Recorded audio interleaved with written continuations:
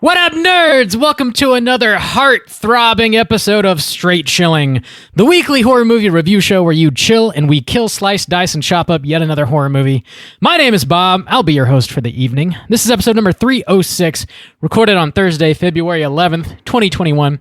Tonight, we're going to be talking about the classic My Bloody Valentine from 1981. Before we get into it, let me introduce everyone else on the show tonight. First up, calling in from Washington, D.C., we got our boy Randy Gandy G. Landy. What's up? What's up? How's it going? Hey. My little heartbreaker. How you doing? Breaking hearts out there. Let's go with that. I'm going to yes and that particular riff, even though I have no idea what to say about that. Thank you. Shit's pretty red and pink around here. I've been to CVS. Are you not cooking your meat long enough? Like, what's going on? Please, Rob, let's not talk about my meat. If you insist. Last but not least, calling in from Jacksonville, Florida, we got our boy Soju. What's up, man? What up? It's your boy Heartthrob Stains. Rob stole it for his intro, and I didn't come out with anything quick enough to change it. God damn you, Bob. Like blood spurt stains? No. What? Little blood squirt stain. Blood squirt.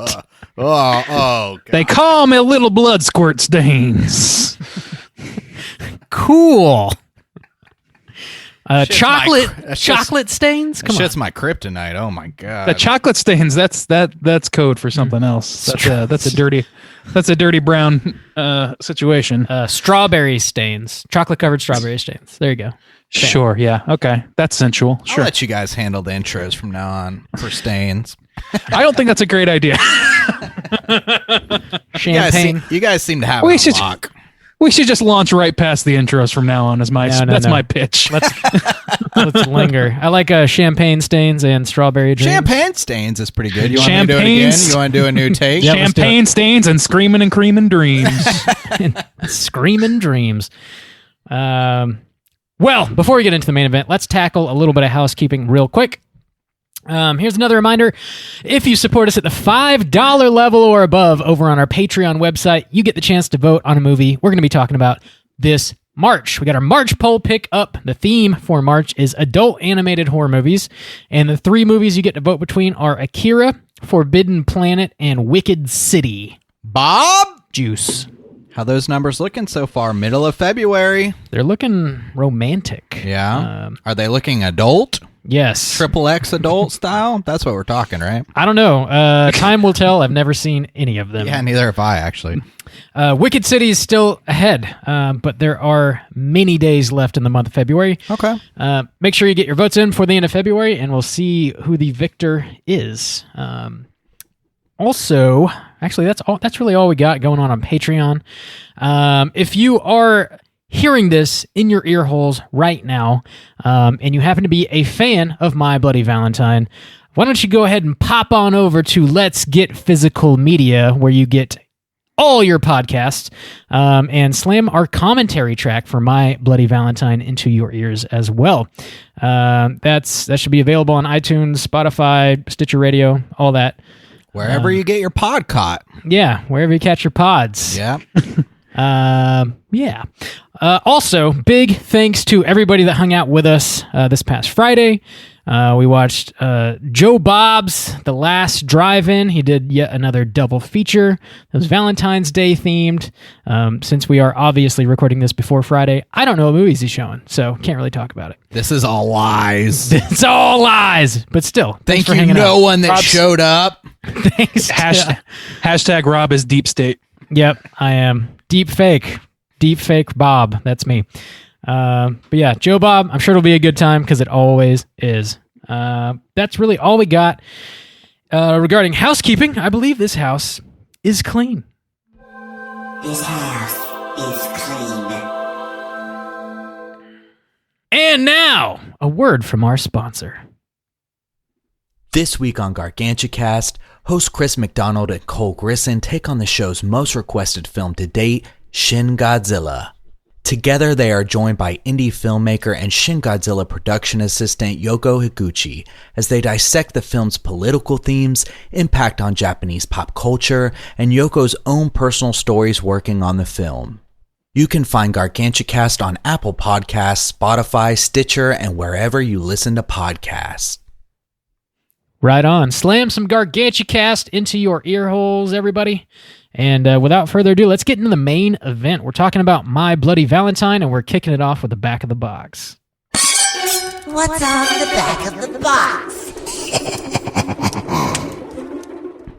All right, Bob. Yo. So I am here to enforce this. Oh, wow. For you to actually read the back of the box. So I'm happy I'm here because this has really upgraded this segment. But tonight... yes. You are happy you are. But here. hang on. Tonight we have a very special back of the box. For the YouTube behind-the-scenes exclusive. Bob, let's go ahead and show these to the camera. Okay. There are two boxes here. One of them does not belong to me. They both belong to Bob. Rob let me borrow one since he has two for me to watch. True. Bob got a new steel case. Steelbook. That's the thing. It is. That he got. Okay, so that was... Yeah, so it must be an upgrade. So I'm curious. I'm going to do a little experiment. We have two boxes here. Okay. I want us to start to read the blurb on the back of the box at the same time. I'm curious if yours is better since it is a steel book. You want to read them at the same time? Well, I just want to see which one. I just trying to see if they're different. Yeah, I want to see. Not everything is peanut butter and chocolate, dude. I just want to see if they're different. All right, we'll read the first sentence. Okay, Bob. you got to stare into each other's eyes as you do it too. At the same time, we're doing small white text. You're doing everything else at the same time. Here? Yeah, Okay. ready? All right, yeah. On three. Okay. 1, 2, 3. On Valentine's Day, someone always loses their heart. Oh my God, they're the same? Oh. Wow. All right, Bob, I'll let you finish up. They are not the same. The Steelbook has new art. Also, it's got an additional 6 or so interviews that aren't included on the disc that they put out last year, that Scream Factory put out last year. Those are the main additions, though. Other than that, it is pretty much the same release. Plot synopsis. I fear we've given Justin way too much power. I agree. Over all segments. I completely agree. The back of the box says, on Valentine's Day, someone always loses their heart. 20 years ago, this small town lost more than that when a tragedy claimed the lives of 5 miners. Now, the town is gearing up for another Valentine's Day. But when a box of candy containing an eerie warning and a blood-soaked heart arrive, the townsfolk realize that romance is as good as dead, and so are they. Gentlemen, had you seen this movie before, and would you recommend people check it out? Randy? Yeah, I had seen this movie once prior. It might have been with you, Bob.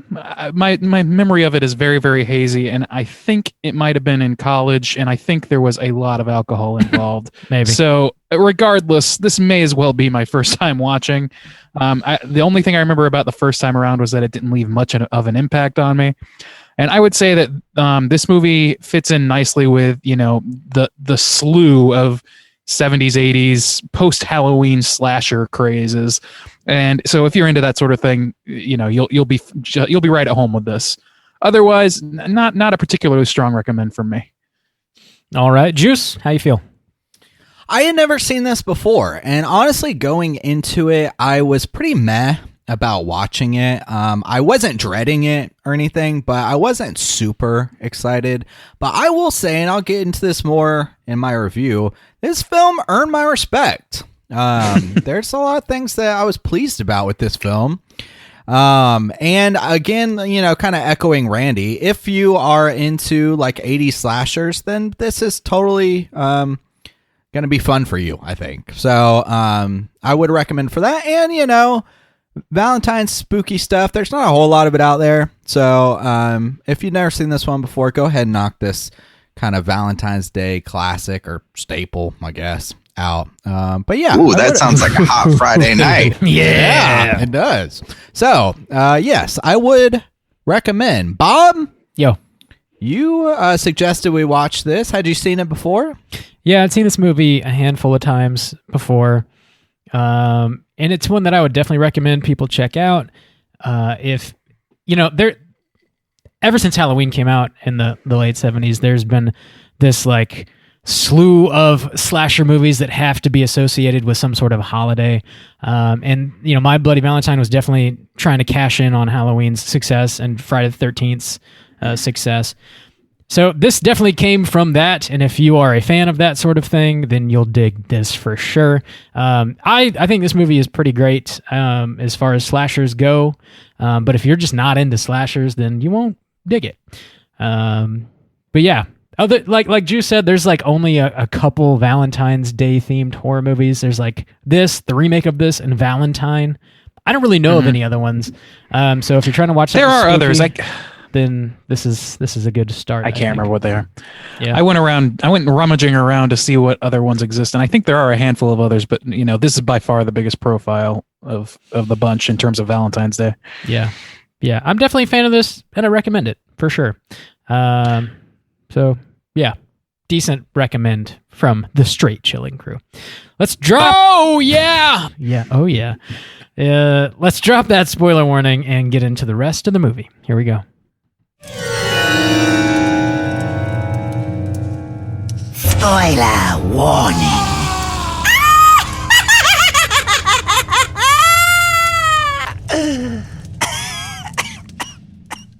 All right. I do have a plot synopsis typed up, if you'll indulge me. All right, Rob, you're on the clock. Let's go. It's not too long. All right.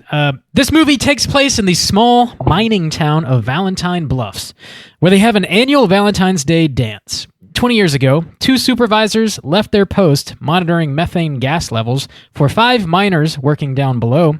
The methane builds up and eventually ignites, burying the miners. The sole survivor of the accident, Harry Warden, only survived because he ate the other miners.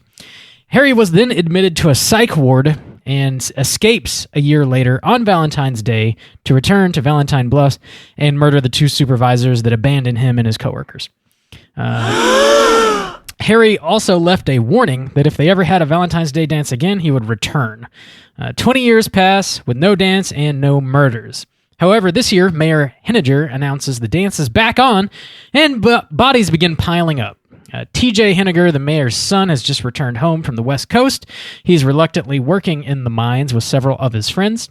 His old girlfriend that he left behind, Sarah, is now dating his buddy Axel, which causes some tension between the 3 of them. After the mayor receives a heart-shaped box with an actual human heart in it, he cancels the dance. The kids, however, plan a party of their own. During their celebration, several of the kids are killed by a man wearing a mining mask and some mining gear with a pickaxe. A few of the kids decide to take the party down to the mine. The murders continue until Sarah eventually removes the killer's mask, revealing Axel to be the killer. We see a flashback of Axel hiding underneath his bed as a child, while Harry Warden murders his father, who was one of the supervisors from 20 years prior. Axel's then buried under a pile of rocks. When the mine caves in, the townsfolk try and dig him out. They eventually uncover his arm, which is caught under a rock. He cuts his arm off and runs into the mines, babbling about how his daddy has gone away, and Harry Warden has made them all pay. That's the end of the flick. Let's talk about this thing. If we must. Real quick, thanks to Bob's Blue Library, the blueberry? Sure. The disc I watched said uncut version on it. Are you guys aware? But it had a theatrical cut as well. I chose the uncut one. Do you guys know which one you watched? I don't know what the difference is. Yeah, there is. Sure, I watched on Prime, so I didn't really notice. Okay. I want to say there's a 90-minute cut and a 93-minute cut. Oh, okay. Primarily. Yeah, primarily the difference is gore. So the MPAA back in 1981 cut. It's somewhere between like 5 to 9 minutes of footage out of this, and at least half of that was like straight gore scenes. Oh, okay. Scream Factory added a lot of that back in, and while you were watching European style, Juice, you'll notice like during some of the kill sequences, the quality of the footage drops significantly. And That's because they had to like use some film cells that were like degrading and had been neglected for several years, but they tried to make it as whole as possible. I actually didn't particularly notice, Really? but Okay. a lot of my favorite parts and things I were going to praise about this was like the gore and the kills and some of the effects that they used. So if that's the case, then the uncut version was definitely like made it shine for me, I guess, if that's the case. I agree. They linger on a lot of the practical effects and the gore in this, and a lot of the kills are pretty like inventive. I think. Yeah, I think this Some movie, of them are, yeah. I think this movie. Well, yeah, I guess not all of them. This movie in general is fairly inventive. I think it's obviously like cribbing off of like slashers that came before it, but for them to like take like a Valentine's Day themed horror movie and create what they did out of it. Like, it's not just a random town in which it happens to be Valentine's Day. It's like this whole town is like about fucking Valentine's Day due to the name primarily. I don't know about that. yeah. I'm going to Because disagree the whole thing with is you that on they're that the one. opposite for like 20 years, right? And then they're kind of Yeah. blowing it out because they're reintroducing the concept, right? Yeah, but they like, what town has like a big Valentine's Day dance? It's obviously Well, a town called Valentine. I'm Exactly. shocked that, Yeah. That's that's Like- the point I'm making. Is the Yeah, town is okay, like very much about the holiday until people get murdered. at least and this then they try and particular bring it year, back. yeah. Well, the reason I say that is because like it was like 20 years prior, right? Something like that, maybe. Yeah. 30. Yeah, but It's they 20 did years. say before that they had held the dance for like 100 years. It Yeah. was like 100 years, which sounds kind of crazy. But I actually, honestly, one of the weakest parts to me about this film is its connection to Valentine's Day. I actually thought that was pretty weak. In the way that, like, if you could literally say this is a St. Patrick's Day party, or you could literally say that this has nothing particularly to do with love, I guess, or the theme of Valentine's Day. They literally just slapped this is a Valentine's Day party, and that's when it happened. And even the connection of like, he slaughtered everybody and because they went to the Valentine's Day party, but his revenge was on like, it's more connected with the idea of like a small mining town, I guess. And the Valentine's part just seems like inconsequential. Like, I don't know. Like, See, don't I'm throw going to this party disagree with you. again. Oh. I'm going to disagree with you to some extent. Like, I agree that it's not like fully realized the theming in terms of like craft of the filmmaking. But the whole story hinges around young people flirting and love triangling and trying to fuck each other, and one being a virgin and the other wanting to fuck. Like, it's all about that. And then like in terms of the like physical, like, or the visual stuff, like all the paper hearts or whatever, I can kind of forgive to some extent that it's not as thematic as, say, like Silent Night, Deadly Night, because that's a movie based on Christmas time. And Christmas as a construct in our minds, just takes up so much more space. There's so much more associated with Christmas than there is with Valentine's Day or most holidays. You know what I mean? Like in the cultural consciousness. So they're drawing off of a comparatively limited amount of things. But then you go back and look at like a movie like Halloween, and you've got a guy in a mask, sure, and it's on Halloween night, sure. But you could say the same thing, that it's more about the babysitters than it is about Halloween, the same way that you're saying this is more about miners than it is about, or mining town than it is about Valentine's Day. It's like, to me, like, at least with, I guess, with like to compare it to Halloween. So the fact that he's wearing a mask is because it's Halloween, though. So that kind of like motivates the character in a way.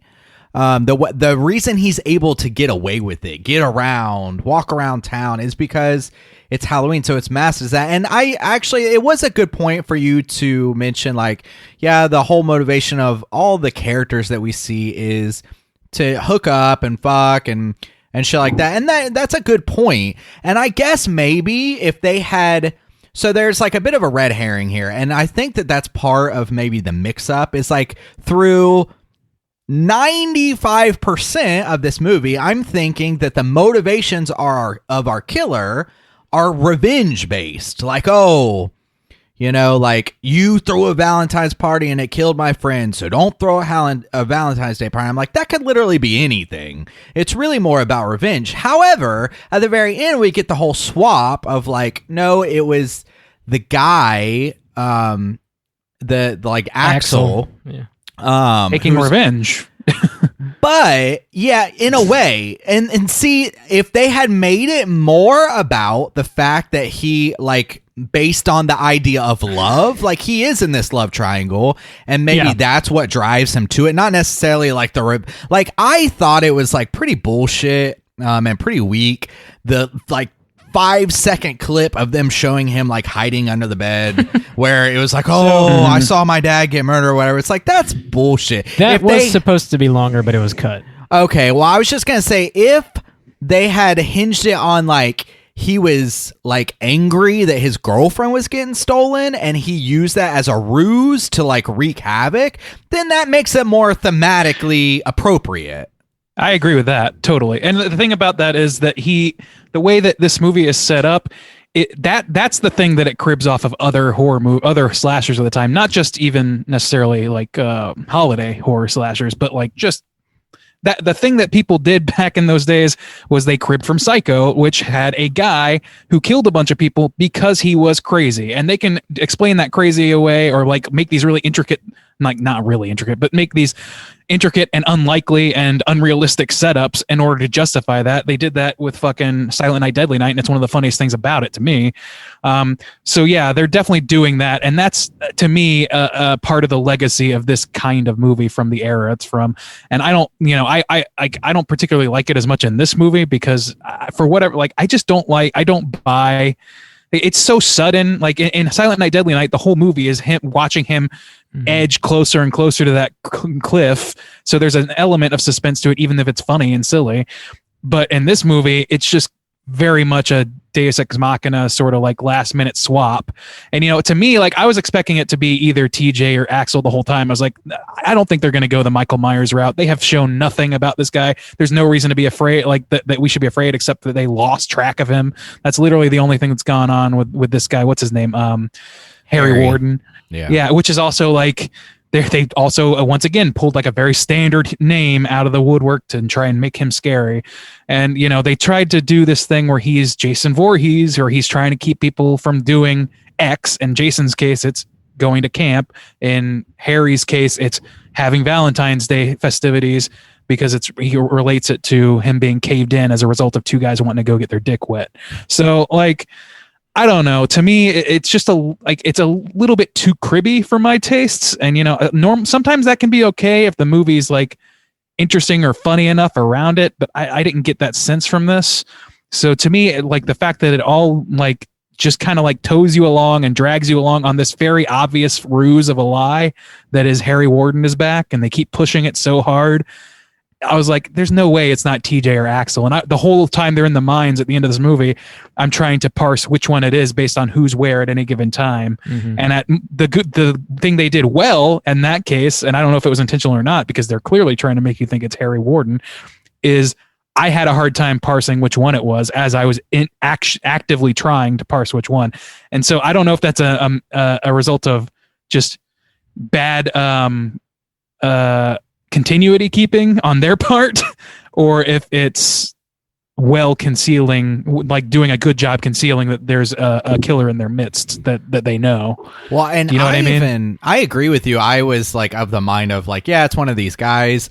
And I thought, because there were two moments toward the end where they're getting ready for it, and I was like, here it comes, where Axel, you don't see either situation happen. One situation, the first thing that happens is Axel disappears off stage, and it looks like he drowned in the mine or whatever. There was like, I don't know why there's a bunch of water down there, but there was. So you think like, oh, you see his light and you see bubbles coming up. Oh, he drowned. There's nothing we can do to help him. Then TJ goes down a mine thing. It sounds like there's like a cave in or something. Oh my God, the rocks fell. And so I actually thought, because this was kind of part of the time back in the day too, that there might be two endings. I thought maybe they just shot it both ways. And I was like, am I going to get one in like this uncut version and like I can check out what the other one was? But I don't think that's the case. But I thought that's what they were kind of setting up, that, we could have either way. Yeah. The clue with it. Yeah. I don't think that's done in so many movies as to be expected. You know what I mean? So I see what your point is, but yeah, they definitely could have done both. And that's kind of like what I meant, but like they kind of concealed their tracks relatively well. Whether it was on purpose or not is up for debate. date. And I don't know, but to me, it was like this guy Axel was probably going to be it just because of his position in the story. They're in a love triangle, and this is a movie centered around Valentine's Day, a slasher. So this guy has a motivation, like you said, a sexual motivation, and we only find out about like the psychosis element, which to me muddied the waters of what this motivation could have been. But I don't know. To me, it was fun to try and parse those things, but that was the main spark of interest for me towards the end of the movie, because they spend a lot of time down in that mine, and a lot of people are changing groups, and groups are swapping up, and people are running into each other, and people are getting lost, shit like that. I even thought that maybe that goofball Jordy or whatever his name was, I thought maybe Howard? They would do a sort Howard, whatever it was, the guy who's always spooking people. I thought maybe they would do a swerve and make him the guy, but no, it was Axel, because like story-wise, he's positioned to be that killer if you're going to have one of these like classic 80s slasher who's the crazy one in their midst that's doing this sort of things. Which is kind of fucked up, because he's the one who gets screwed. I know. He's the one who's like out of it. Like actually, like he's not but Sarah apparently is just in love with two pieces of shit. Is my my read on the situation. She's in love with in men, dude. She has this a dude type. TJ left town without saying anything to anybody to go to the West Coast, and for undisclosed reasons, supposedly to make it, but we don't know what it is that he's trying to make. He's trying to make so, and he's like, I got it real hard out there. Yeah, and he comes back and starts working at the mines again, and Axel's just like, well, I'm dating Sarah now, and I'm not going to give you my permission to go after her. You understand that? And he's like, fine, I guess we got a problem, huh? When they have this heart-to-heart, it's like a very bizarre scene that I enjoy. Like so all the miners are just like hanging out in a junkyard, like late at night, eating hot dogs and drinking beer or whatever, and like TJ busts out a harmonica and starts playing it. Then Axel apparently also has one. He starts playing it, and they play this like harmonica duet that's bizarre for like 2 seconds. And then they have this like heart to heart about Sarah, how like they're both not gonna like give in or whatever, and it's like, okay, so there's a weird love triangle, and it's like very apparent that Sarah, like as soon as TJ rolls back into town, she's like into it, but like is kind of like playing hard to get a little bit. Like he has to force her into his car and like take her out to the bluff, which is a really uncomfortable scene. Like I don't know why she would be into either of these people. TJ, like the first half of this movie, is just like a whiny child. He's just throwing a temper tantrum the whole first half of this movie. Not a good look, my dude. Dude, yeah, and he like there's a lot of predatory behavior from both him and Axel to some extent, because I can't remember what it is, but Axel at some point's like trying to make out with her or something. Well, the first one drunk. I think we saw was Was there another one? They were all hanging out at the pub or whatever, and she's going to play on the jukebox. She's going to play a tune, and he's like, "Where are you going?" And she's like, "I just like want to go play some music. Is that okay?" Like, so it makes it seem like he's really possessive. He's obviously very insecure about TJ. He's always got like his eye on him and stuff, and he's always just very like suspect about it, but he's very passive. She goes over there to talk to him. Like, in fairness, he's absolutely dead on about her intentions. But that said, like the thing about all this that really kind of like spoils the batch for me a little bit is that, like we were talking about earlier, like none of this factors into the conclusion in the way that you expect. Like, no, and not really, at least not spoken anyway at all. The love triangle thing really doesn't factor into why all these people are murdered, and yet it's the central focus of a majority of this movie. Yeah, the ending is a little bit like, ta-da, here's the end. But also, I usually don't watch a slasher movie for like airtight logic or like an amazing plot. I don't. It's like, and people love. It's fun to watch somebody be kooky, insane, wild, or whatever. But we didn't get enough of that, nor was it quality enough for me to be that interested. Like him running away at the end and being like fucking Daffy Duck and all that shit. No, thank you. You can't go from Rust Belt badass to that in an instant and expect me to be like cool. I agree. That's fine. One thing I thought this film did actually, one thing that I said like, oh, it really earned my respect. There's a couple different things from the slasher standpoint. With the uncut version, at least, the kills, surprisingly, for a dude who carries around a pickaxe, were pretty cool, pretty damn cool, actually. I enjoyed almost all of the kills in this. I thought they were really creative and looked really well from the practical effects standpoint.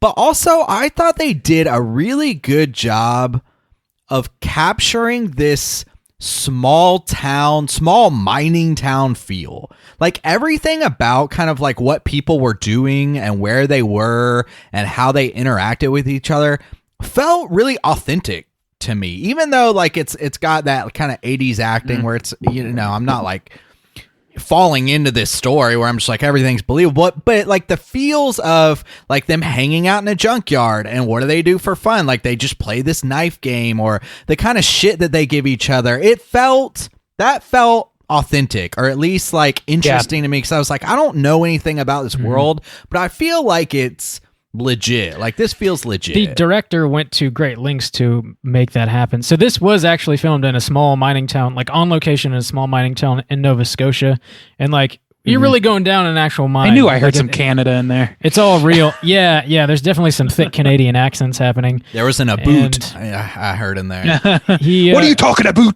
He also interviewed a lot of the locals who were miners and like asked them what they did when they were off work, and they told him like, yeah, we go hang out in the junkyard and get fucked up. And he's like, okay, well, I'm gonna put that in the movie. So like he really did base it on real fucking miners in the 80s. It's The Wire of the 80s. Yeah, it's very much like they do get the blue collar tone really, really right, and and not even just that, like, but like some of the acting in this, like you guys said, it's not all perfect or anything like that, but it feels very lived in a way. You know what I mean? Like the town and the way that people act towards each other. Like these are people that know each other and see each other every single day. They do the same. Like these are people that run through routines a lot of the time. And the only thing that's changed for TJ now that he's come back is that his girlfriend, he's now in a love triangle because he fucked up. Yeah. So like this is a town that doesn't change for anything. The only other major change is they're bringing back the Valentine's Day thing. So Valentine's Day dance. So I mean, I like that aspect as well. It does feel pretty authentic, but again, like it's that thing where they haven't had this all leading to the conclusion that this guy isn't crazy because his dad was killed in front of him in a like 3-second shot that we get. That's all the answers. Meanwhile, we watch this love triangle play out. So, but that was all incidental to the fact that the Valentine's Day dance was happening again, I guess. Like, yeah, I don't know. Like it just all that seems very incidental, and like that lack of resolution just sticks in my craw. But I don't want to harp on that anymore. I know I've been talking about that the entire time. Can we circle back to some of the kills, because there's a lot that I want to highlight? Yeah. They're all unique amongst themselves, which I always appreciate. Yeah. Like there's not like two axes or pickaxes in the gut or anything like that. Yeah. There's the movie opens up with kind of a bizarre sequence where these two people are down in the mine wearing like full mining gear with a mask and the respirator and all that. That was pretty cool. Mm-hmm. And the lady takes her mask off, but the dude keeps his on, and he takes his pickaxe and like slams it in the wall behind her and then pushes her onto the pickaxe. But like leading up to that, she's like stroking the respirator because it's sort of phallic. It's like a very strange sexual scene. It's an interesting way to start the movie off. Also, on that note, this movie has no nudity. So that's kind of like a rare thing for a slasher movie. Especially for one as focused on fucking like this. Yeah, I was like, waiting this movie's all about fucking.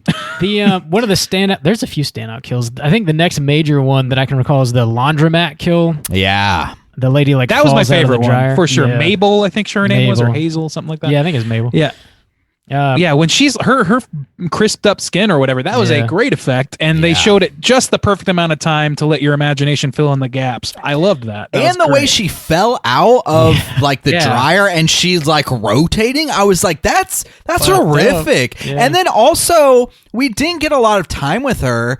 But when that guy gets her chocolates and it said like, "Will you be my Valentine, Mabel?" I was like, "Man, that that was sad, like, right?" Pulled, man. I was like, "Wow, that," because she was a nice lady who was older, and you could tell, like, I don't know, she's just kind of like the town momish, like to these kids. They're helping her like set up the party or whatever.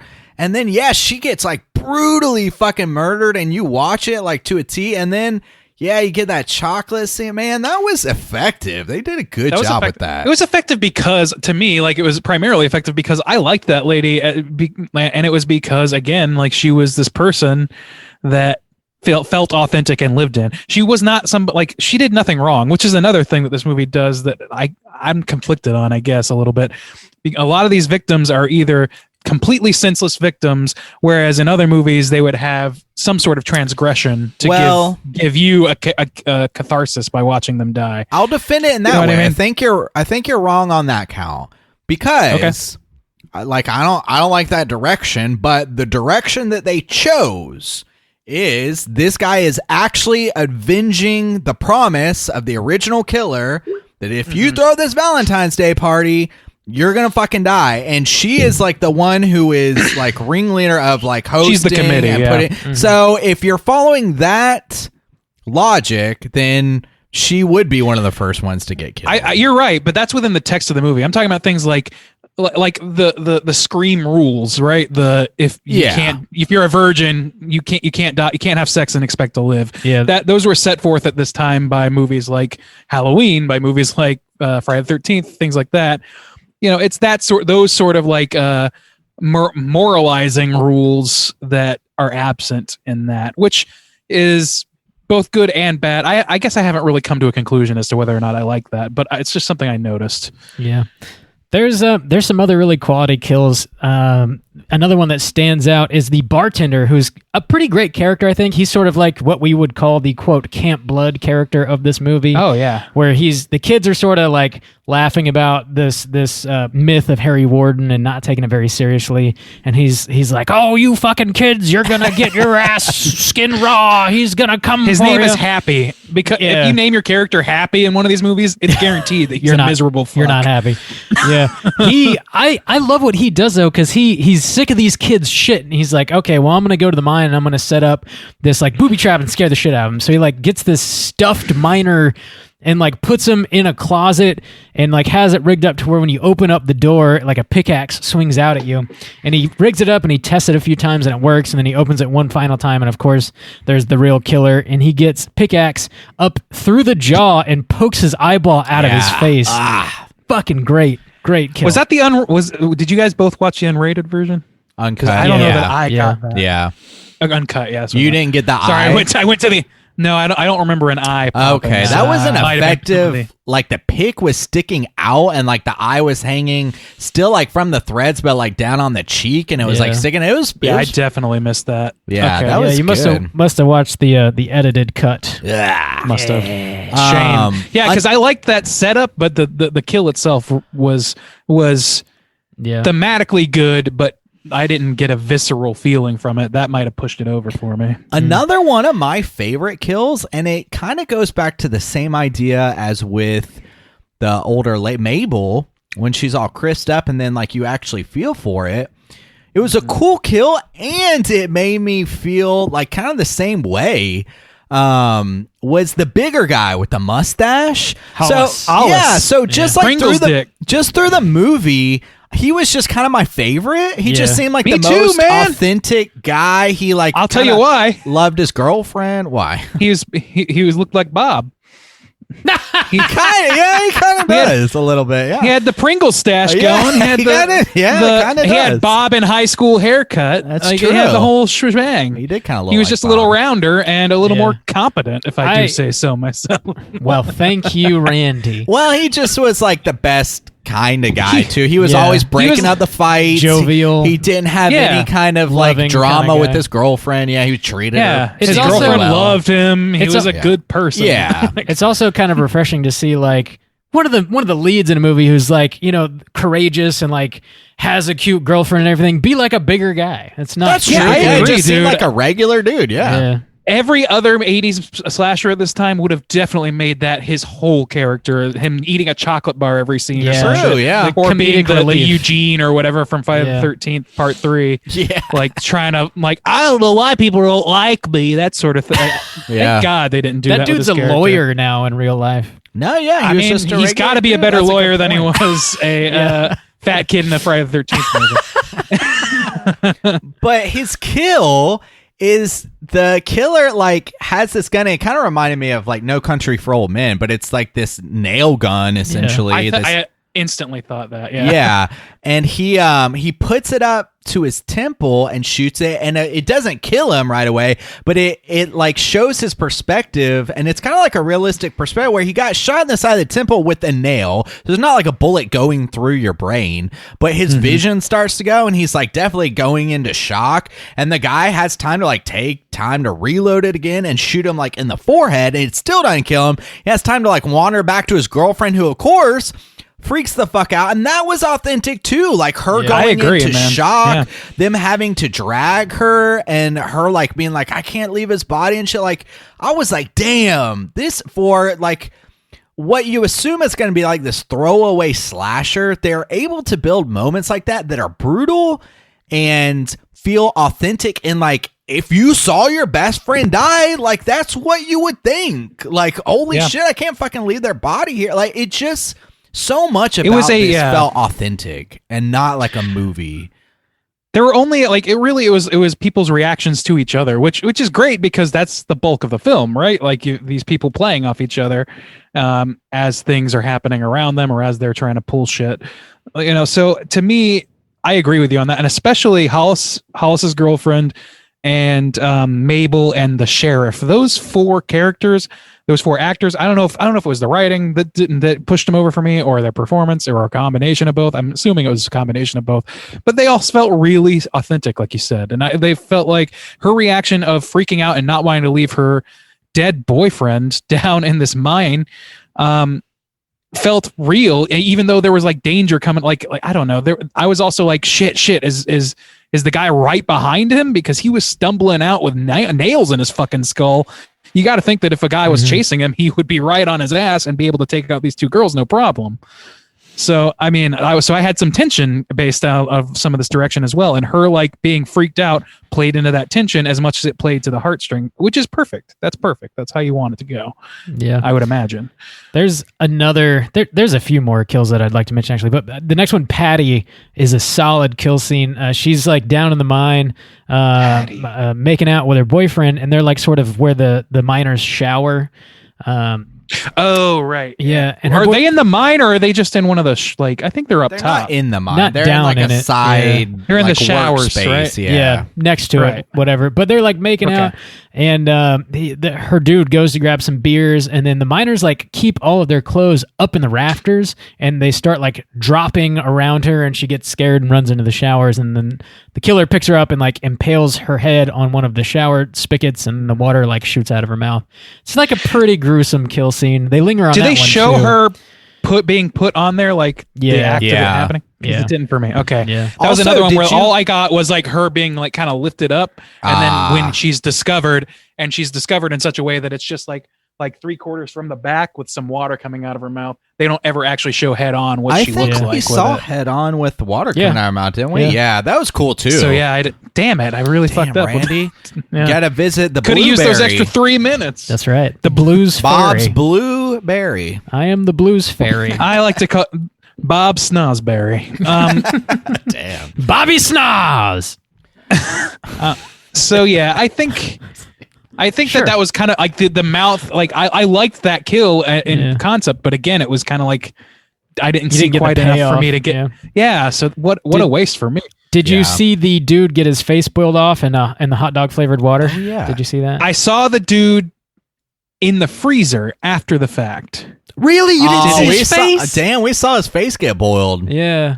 What the fuck? With like hot dogs floating around his face. Like, Yeah. well, it's pretty I was goofy. still prepped to be like, good job for the effects and things like that. So I imagine that would only embolden me in that regard. Yeah. pretty ridiculous to see the hot It took dogs. so long for someone Hot to find dogs that were fucking in his body face? in the freezer. Yeah, like floating around his face as it's getting boiled off. It's ridiculous. So I saw his face go into the water. That I did see. Okay. But then, like, once he is dead, But I didn't see him emerge. Well, no, he No, doesn't yeah, we don't. emerge. Once he is dead, they show one more shot from inside the water. His head's still in the water, but it has started to peel and blister and boil.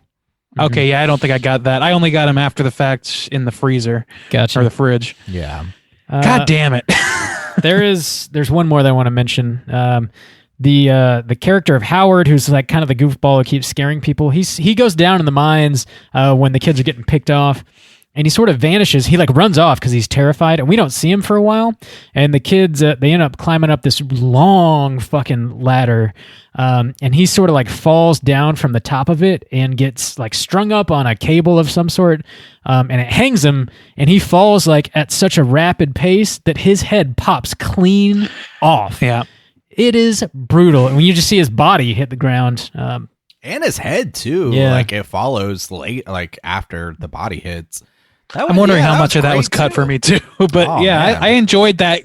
Again, like the concepts of all these deaths are all very unique from each other, which is like kind of like the cardinal rule for me. Like if you can't be unique with each kill, then what are you even doing?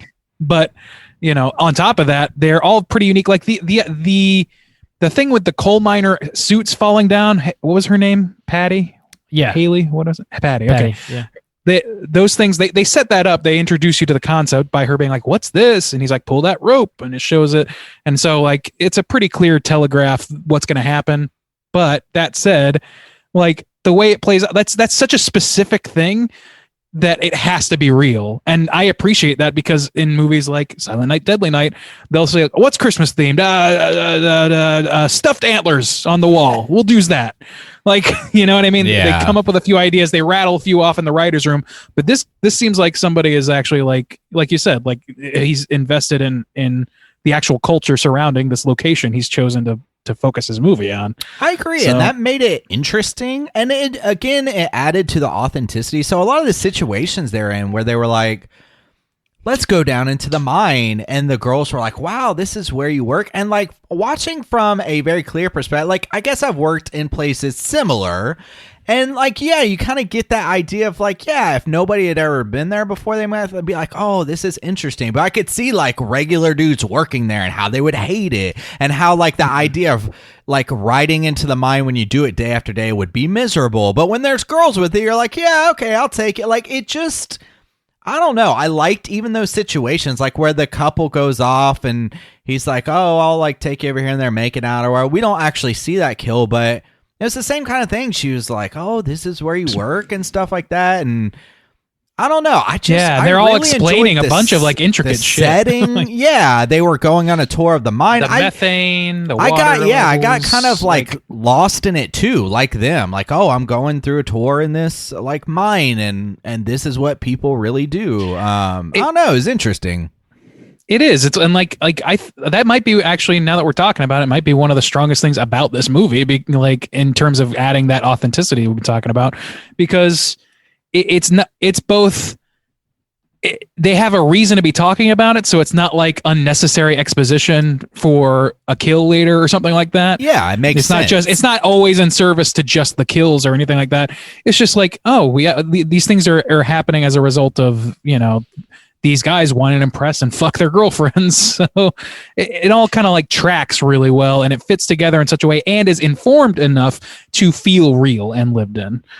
So I like that as well. The problem I have that I'm coming to right now is that something like, okay, like the reaction to the first heart in a fucking box that is found in this movie from the mayor and the fucking sheriff is to be like, well, we gotta cancel the dance, and he's like, no, we don't want to cause a panic, make people think Harry's back, and all this shit. It's like, why not? Somebody died. Yeah, the same thing with Mabel. Like, don't tell anybody. Tell her she had a heart attack. No, then they did cancel. But yeah, exactly. Yeah, like what? No, tell this town that there's a killer on the loose. You sons of bitches. So they're like they're doing like dumb movie actions on some level, while having really realistic movie setting. So it comes at odds with each other a lot of the time to me. I think that's actually maybe pinpoint. I might be like distilling down what the weird juju of this movie was for me, because there was something I couldn't put my finger on. Yeah, I think maybe it's that. It can't decide how realistic versus how heightened it wants to be. It goes from, Russ Belty, love triangle guy to Daffy Duck murder villain. Like, it does shit like that, and it feels so disparate from each other that it doesn't quite like that authenticity feels squandered, or it feels like not unearned, Makes but like it feel a little cheaper. It feels like my return of investment in investing myself in this location and the setting is given back in Monopoly money. You know what I mean? Like it's like I didn't sign, like they can't tell whether or not they want me to sign up for a really like silly slasher or a really authentic, thriller of a situation. You know what I mean? I feel like there's just like a little bit of desperation there. Yeah, I think you definitely, as the chief and the mayor of a town, would want to inform your people so that they can have their guards up, and that way more people don't get murdered. Or help you catch them, because even when they're like, oh, there's people down in the mine, they're like, just tell people the kids are stuck down there. It's like, motherfucker, no! Tell the militia, because all these dudes, all these miners and stuff, when they all show up at the mines, they're all coming out. It's like, tell them to bring their damn weapons and their fucking pickaxes and shit. Like, let's go get this fucker. It's like, why would you send a bunch of people down into a mine where there's a killer, telling them that they're only going down there to rescue kids who are stuck in the mine? That's a totally different situation. Like, why would you do that? I don't know, man. Yeah, the like it's very much like the mayor from Jaws, sort of like, which that's kind of different also though, because the mayor from Jaws is like, he has very clear motivation for doing that. For us, the only motivation they have is stopping all killing. So how do you do that? Not by not telling people that there's a murderer around. Like, especially when you plan way. To eventually cancel the dance anyways. I know it took Mabel's death to do that, but like they didn't even harp on that real hard. Like the first body, kill, like maybe that should be it. Yeah. I don't know. I don't think so. I think like the minute you see like this is even specific to that particular killer. So like, true, even if it's somebody, even if it is, as it turns out to be a copycat, somebody's murdering fucks in a slashery way. It's time to let people know. And this is the first year they had the Valentine's dance in 20 years or whatever. So you got to think that for those 20 years, they were scared enough of this figure to not do any Valentine's shit. So what's that was a now? Little bit of bullshit. This town is so dedicated and so afraid of this event that happened 20 years before, that something they kept for 100-year tradition, that they're able to say like, nope, we're not going to have a Valentine's Day dance. And the 1 year that they decide to do it, okay, so this has ingrained in at least this adult generation and like motivating what they do and choices they make for their town. They don't fucking check on the killer before they're like, you know what, let's go ahead and like set up this dance. It's like, maybe you should have done your due diligence and be like, this fucker's still locked away, right? Before we all agree to like throw this dance 20 years later. Like, let's just go ahead. In January, you should be on the phone saying, hey, let's make just a call. Yeah, let's make a fucking call. Could you keep an eye on Harry? Because we're going to do this thing and we're a little superstitious about it. It would make me feel better if you would let me know if anything weird happens with Harry. Yeah. And they could be like, oh, he died 3 months ago, actually. And be like, oh, shit. Well, no worries then. No movie here. They would just be like, oh, we've no record of any Harry Warden at all. We have no idea. Yeah, but then like within a day, they can get the information that he's also dead. So like if they had given themselves even a week advance to do that, I mean, I don't know. Yeah, I agree. Sure. But it is jarring in the movie when they do try and finally do some research as to where Harry Warden is, see if he's still locked up, see if he's still alive. Like, nobody has any clue. Like, they have no answers at all. Yeah, somebody who works there who's like, I have no fucking clue. Even if he died 5 years ago, like, what? This dude murdered people and cut their hearts out. That, like, you would know. You'd remember you would Somebody would write a story about that in the fucking local rag. Yeah. Someone would warn you on your first day, like, hey, don't go near that fucker. He cuts people's hearts out and he ate a bunch of people. Like this, This is not a big gripe. This is just a little thing. But also, if you're scared enough to not have Valentine's dances because you think a serial killer is going to break out of a penitentiary and kill you, maybe rename your town from Valentine's Bluff. I don't know, man. How much fate are you willing to tempt? Because up until like they don't have these dances, they don't do Valentine's thing, and then year 20, they're like, we're doing it. Thank God we didn't change our names, or we didn't change the name of the fucking town. I don't know.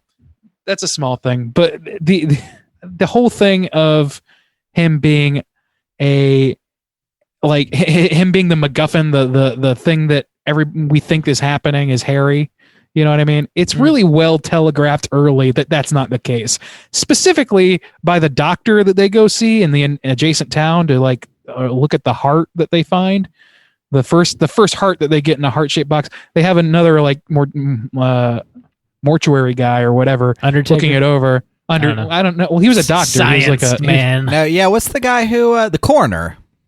Coroner, yeah. So the coroner's like, yeah, seems like you guys clear got your answer. Must be Harry or some shit like that. Like pretty much blatantly saying, I was like, well, then there's no way that's the case. They wouldn't just tell us that and not show it. You know what I mean? Like, why would a slasher movie resist the urge to show a bunch of little vignettes of him, killing people to get back into town, like Michael Myers?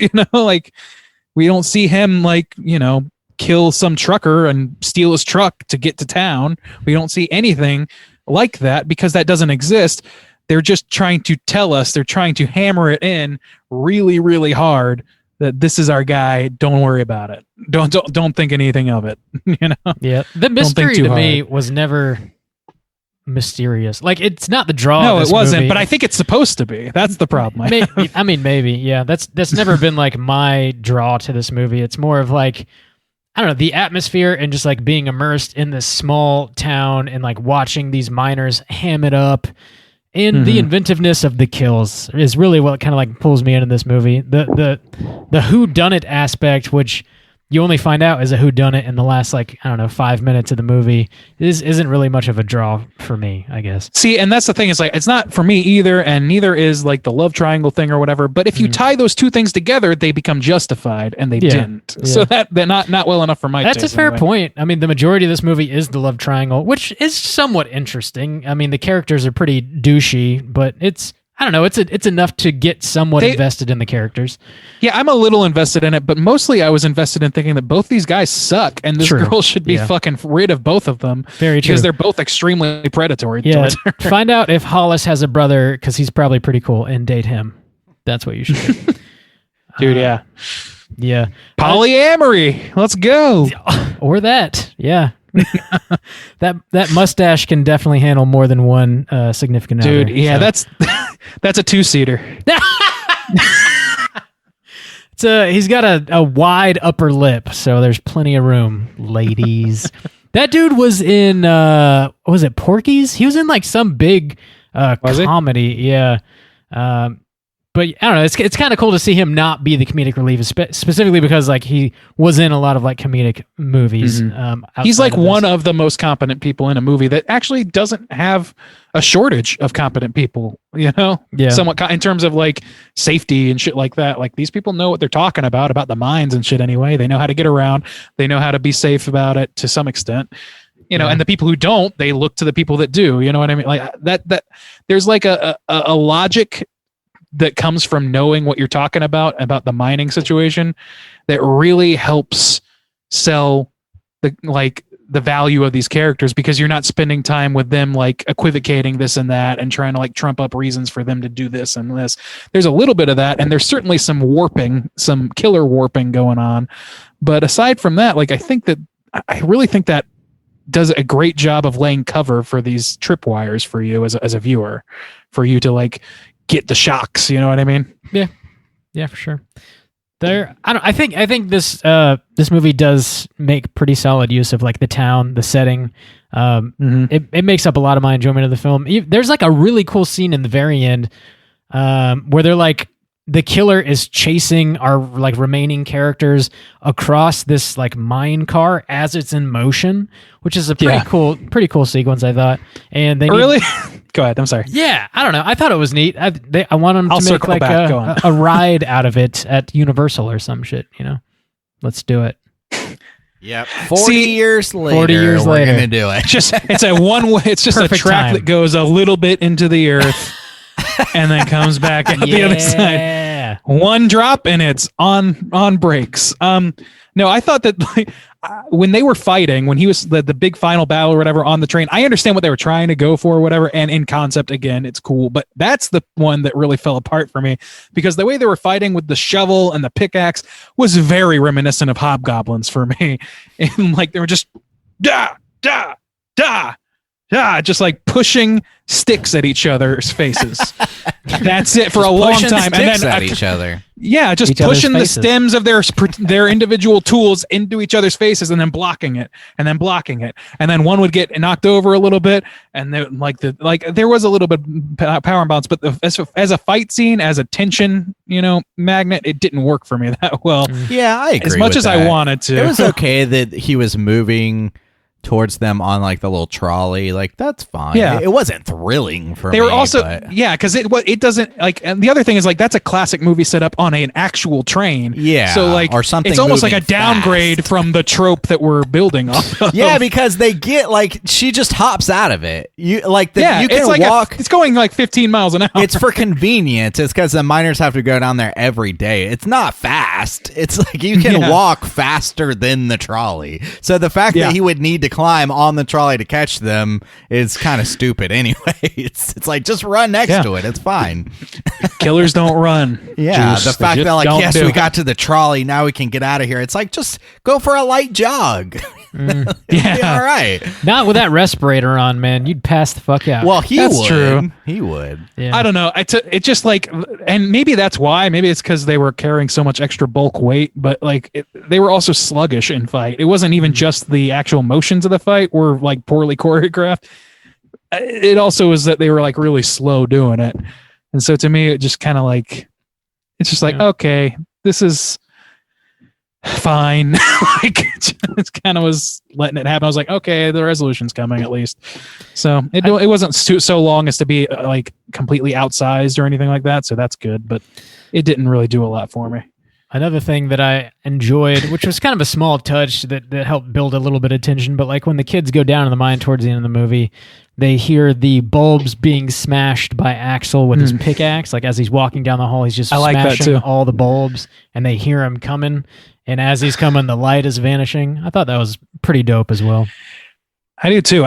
My only like, I guess this is a note, not even really that much of a critique, but they show him like full body doing that. Excuse me, full body doing that. Yeah. And I almost wish they had just shown like a tight shot of the pickaxe breaking one of the bulbs and then just let them continue to pop. And then you hear that every so often throughout the time that they're down there. I think they could have spread that out a little better, I think. But I mean, that's a hindsight revelation more Mr. than a director mistake. over here.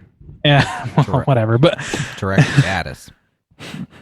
I don't know. I think that I like that again. Like the concepts of how the killer operates are usually pretty strong in this. It's just sometimes they don't really jive with the reality they've set up, nor does it sometimes jive with the reality of how the physical world works. Yeah. So I don't know. Do you guys have anything else you want to mention about My Bloody Valentine before we go ahead and rate it? I'm good. 10-4. Let's go ahead and do it.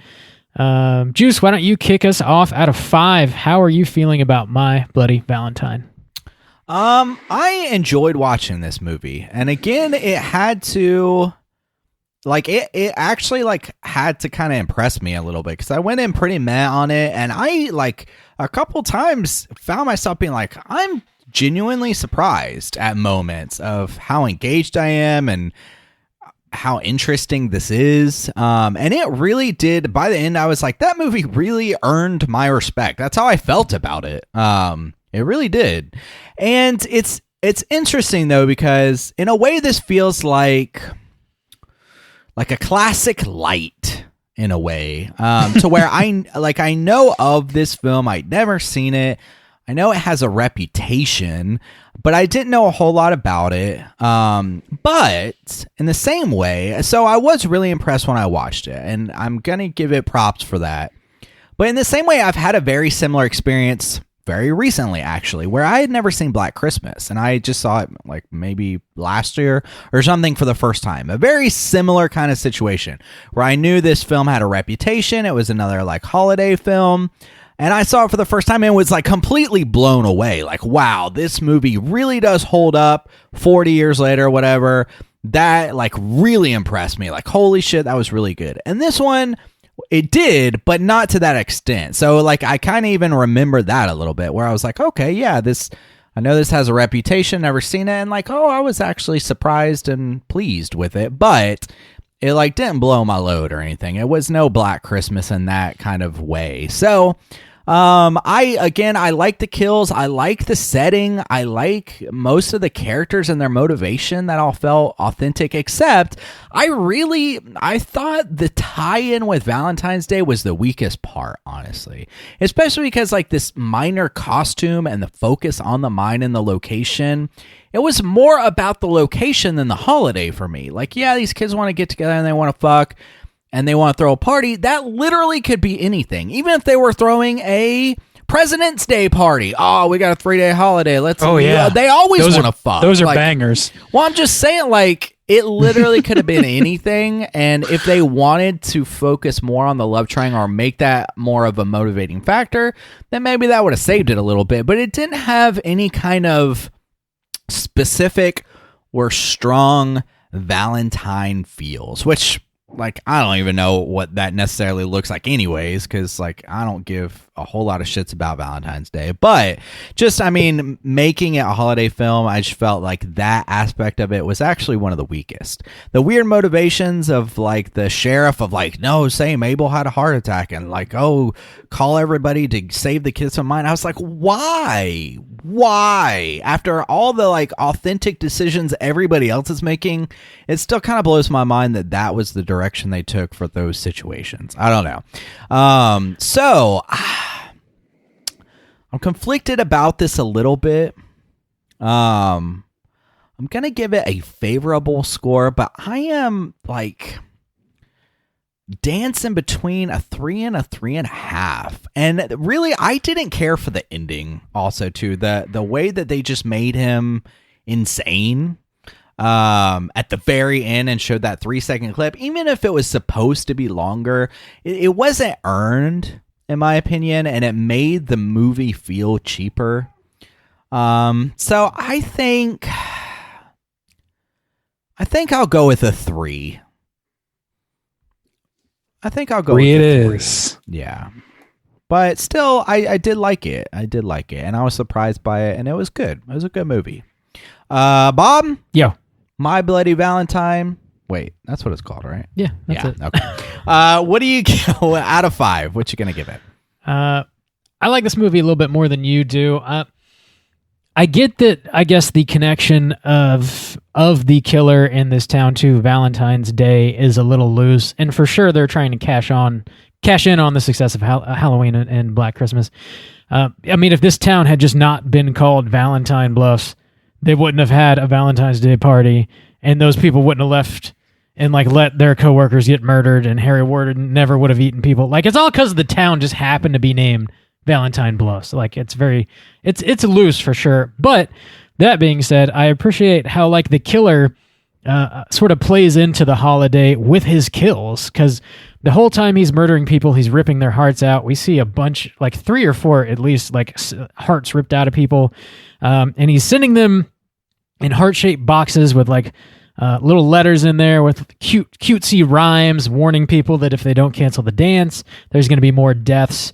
Even when Mabel is pulled out of the dryer, the chief, I think, pulls his second Valentine out of her chest cavity where her actual heart should be. It's a little heart-shaped Valentine, and he reads it, and it's got a little creepy poem on it. I like that is like consistent throughout the movie.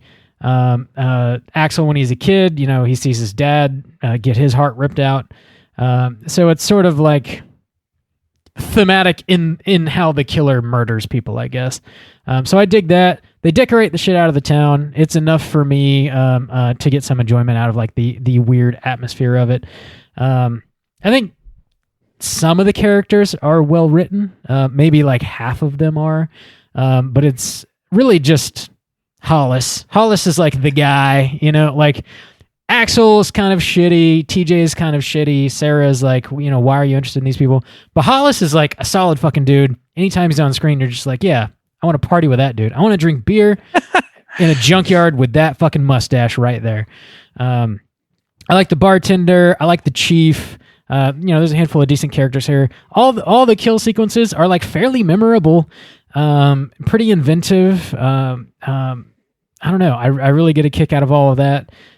Just in general, I dig this movie quite a bit, even though the ending is sort of like ta-da! It's not really explained. It doesn't make a whole lot of sense, but it doesn't bother me much. I think I get enough out of the journey that I don't need an airtight ending to satisfy me.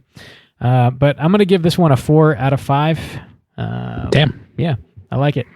Randy, how you feel about My Bloody Valentine? I feel like I'm more or less on the same wavelength as Justin on this one.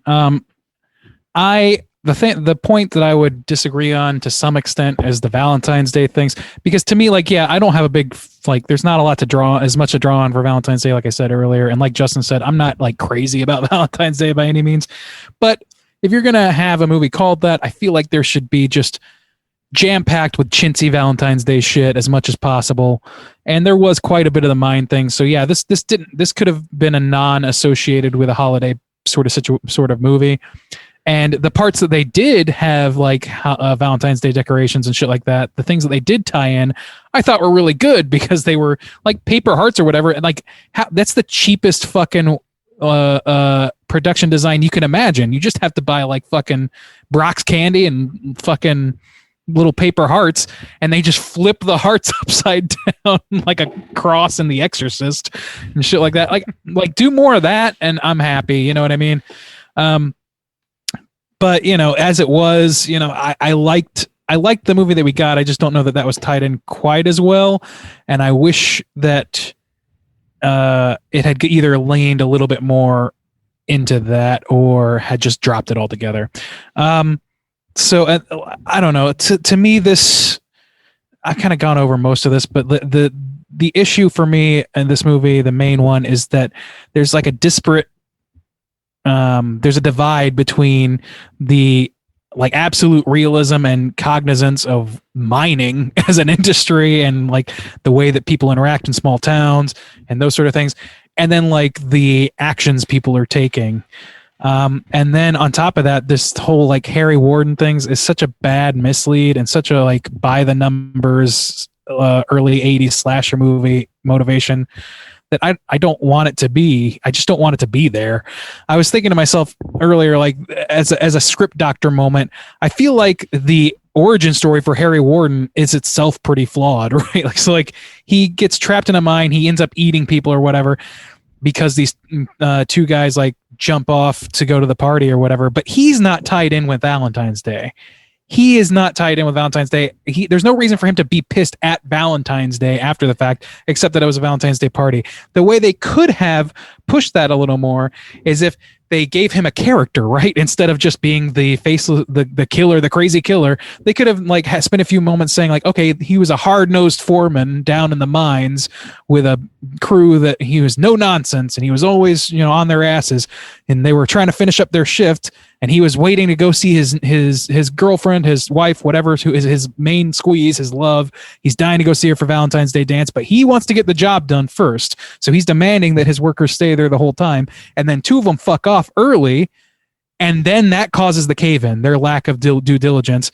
So he then comes back for revenge the following year, as he does in this movie, to kill those people. But then that gives him accelerated motivation for Valentine's Day, because like you have something happen to his wife or his girlfriend or whatever, or have her, dating somebody else. And then that causes a resonance. Dude who's dipped.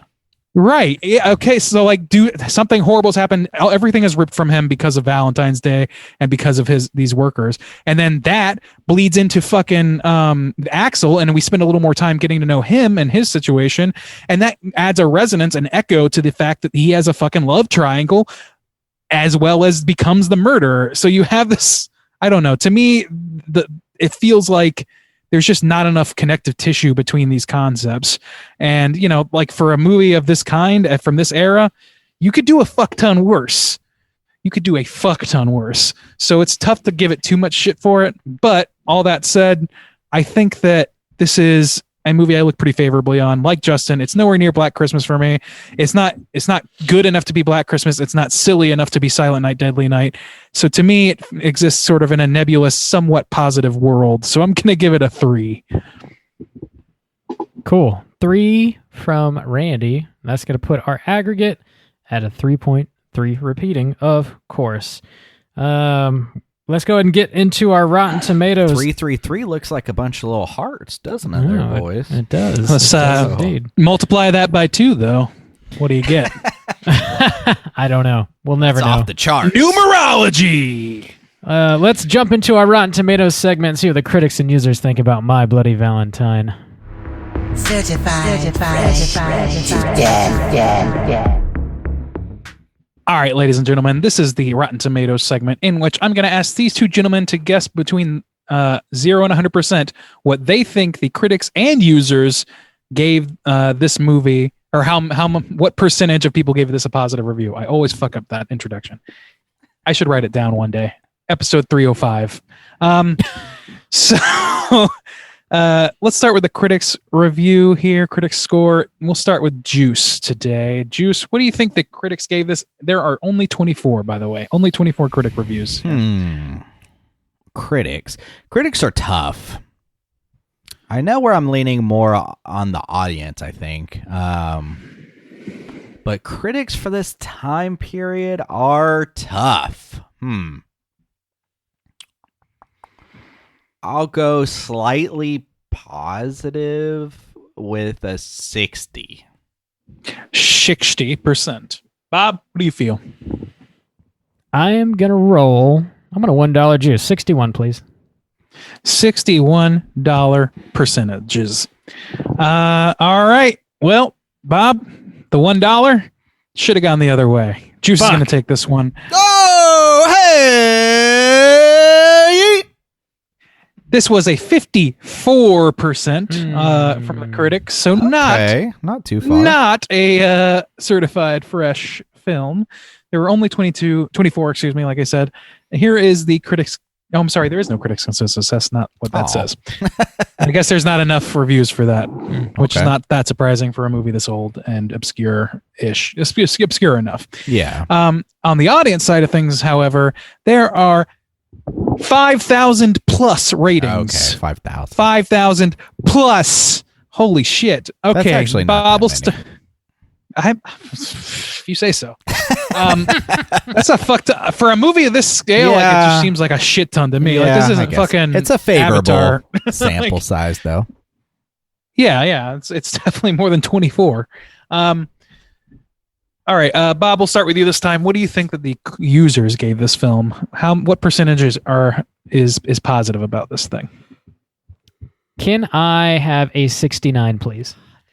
Ooh, fuck! I'm not ready for that. 69 dudes. Thank you. Now we're ready for that. Damn it. He stole it away from me.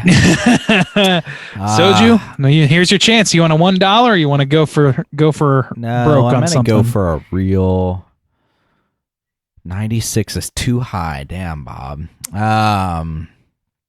96? What? Yeah. It's the only other close to 69 I could get. Okay. 420%. Let's see. 69. I guess I'll go slightly. I'll just take my 60 again. I'll go 60. 60 percentile. Hell, eat sweet. All right. Looks like Soju's going to take it again. Hell, yeet sweet. Hell, yeet.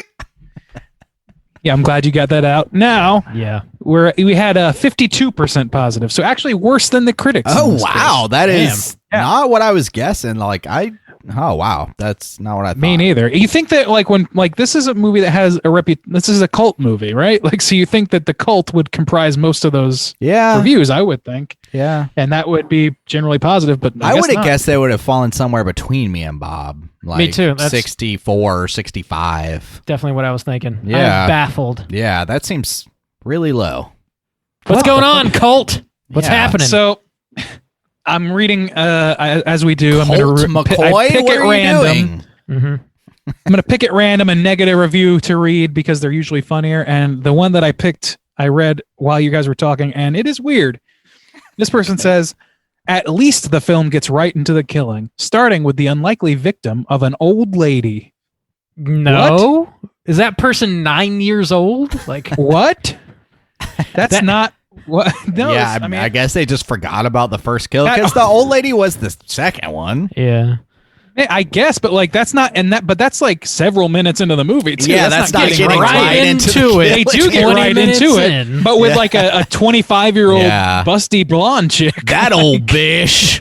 I'm 6 years old. Now I will say though, that she wasn't old by any means, but this is an older film, and they had like definitely older styles, like the blue eyeshadow just made people seem older to me, even though they're probably in their early 20s or supposed to be, at least. They might have been like early 30s or something even, but it's not like you would never call them old. Unless you are under 10, 30 is not like an old woman.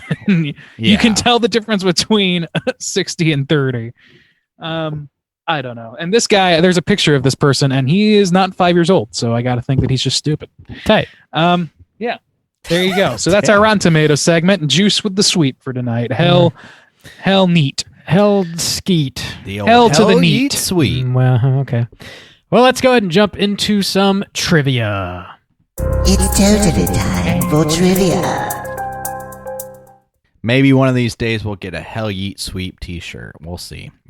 All right. I hope keep praying. Keep praying. The gods of Yeet are not in your favor for that. I don't know. We got a Yabos t-shirt. I was very pleased with that one. Yeah. Right. Yeah, we'll see. Go ahead and pray for that. There was one there. So there's several stuff about the filming location, and they're all interesting. There was one in particular. I wanted to pick it out. Was it the first one? It was okay. So they chose this location in a real small mining community at Sydney Mines, Nova Scotia. It was chosen because of the rustic atmospheric appearance. However, when the locals found out that a movie was to be shot there, they decided to spend $50,000 to have the mine painted and cleaned. This, of course, diminished the reason that the production wanted the location to begin with. Oh, no. So they then spent another $75,000 of the film's budget to return the mine to its original state for shooting. Fuck. So $125,000 was spent for nothing. Oh, my God. That is a shame. I feel... Randy? Somebody's calling in for a voicemail right fucking now. Someone is calling the show for a voicemail. We should have told people that we were filming tonight so they wouldn't call us. Maybe we should pick it up. No. Can we answer on air? I denied him.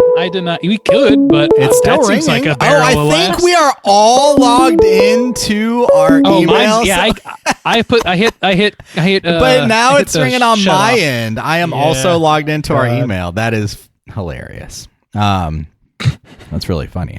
So this is something we didn't mention that I'm glad it showed up in trivia because I really wanted to mention it. Did you guys listen to that fucking song in the end credits? Oh, yeah. That she was cracking the Ballad of Harry Warden. Yeah, it was like... I was not paying attention to it. It was like an old Irish folk ballad. It was about this movie. This movie. I'm going to have to watch this movie again in the fucking full length, aren't Do I? it, Yeah, Randy. you are. The folk ballad that plays over the ending credits was added by composer Paul Zaza as an afterthought. The uncredited singer... Wait... The uncredited singer who does the vocal for the ballad was Scottish-Canadian tenor John McDermott. McDermott. Okay, so wait, who's Paul Zaza? He wrote the music. Oh, okay. And then he had this dude sing. I gotcha. It was cracking me up, though. It totally had, like, warm side of the door feels because... Oh, no! Why did I miss this? It was specifically, like, written for this movie, but it was like this... Irish folk ballad. It was cracking me up. I'm so upset that I missed this song. Yeah. I must have shut it right off. I don't remember. But there is a very famous director who has said that My Bloody Valentine is his all-time favorite slasher film. Let's see if you guys can guess who it is. Randy, who do you think said that this is their favorite slasher film of all time? Very famous How did you describe? Very famous director. Yeah. Okay, can I ask you one question? You can tell me that you're not going to Ask answer it. me That's fine. anything you want, Randy. Here's my question. Is this like an A-list director, or is it a director that we would know from the horror genre specifically? A-list director. Okay. I am going... Fuck. I mean, my gut instinct was Eli Roth, but I don't think that's going to cut it. Because I think he's better known in the horror circles, so I'm thinking he wouldn't have categorized him that way. Favorite slasher? Let's go. I'm just gonna shoot for the moon here. I'm gonna go with Kubrick. All right. Damn. Kubrick. Robert, who do you think said that this was their favorite slasher film of all time? Can I take Steven Spielberg, please? All right, Mr. Spielberg. You are both incorrect. The correct answer is Quentin Tarantino.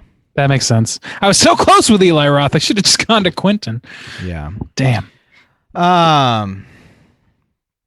Nowhere in the film does it ever say what kind of mine this is. However, the general assumption for viewers is that it is a coal mine, as it was filmed in a coal mine kind of setting.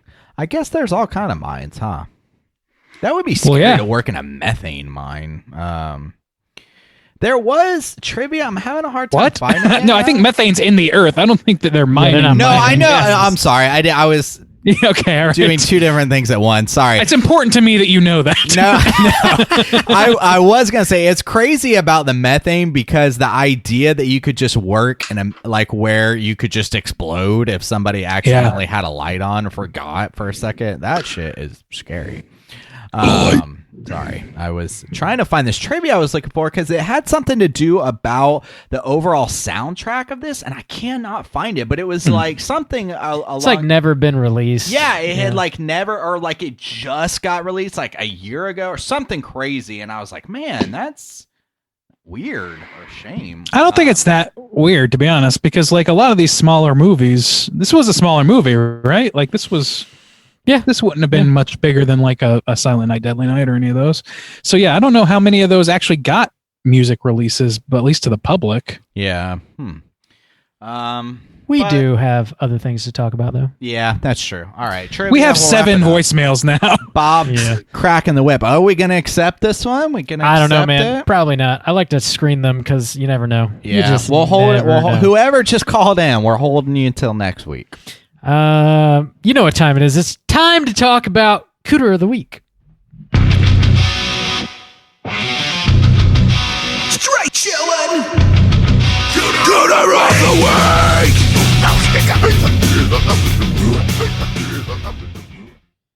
Juice, what is a Cooter and why are we hunting them?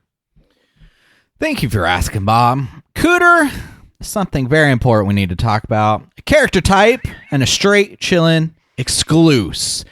Cooter has to hit 3 of these 5 points to be considered a Cooter. And we want to know who is the Cooter of the week with the highest points. The 5 points are smug arrogance, sexual deviance, manipulation, overall look and attire, and overall patheticness. Boys, who we taking to Cooter court this week? It's a good question. I feel like there's some contenders here. Yeah, there's a couple. There's definitely some Cooter attributes going through. I don't know who's got the most of them, and I don't know that anybody's got a, game-altering amount of them. I don't know if there's enough convictions. But let's start. Can we start with like obvious. TJ maybe? Oh, okay, TJ. All right. What was your obvious? The killer was going to be my obvious. Who ends up being? Okay, let's start Axel. there. Let's start with Axel then. All right, I will nominate him for. Oh shit! I don't know. Yeah, this might be difficult. Anybody else want to jump in? Huh? Your segment, bro. You're on your own. I think he's manipulative because he is a psychopath, but like we've noted, he's keeping it together for the majority of the movie. But obviously, he's got some craziness going on, and he's like very clearly pretending to be Harry Warden throughout the majority of the movie. That's he's true. manipulating, and I'd say that he's got a bit of an ego. He's following the I don't MO. Yeah. Okay. I think the smug arrogance is completely not absent in him because I think, but maybe that leaves room for the patheticness because he is very, very, like, he's got that possessive streak, but he's also got like an inferiority complex when it comes to TJ.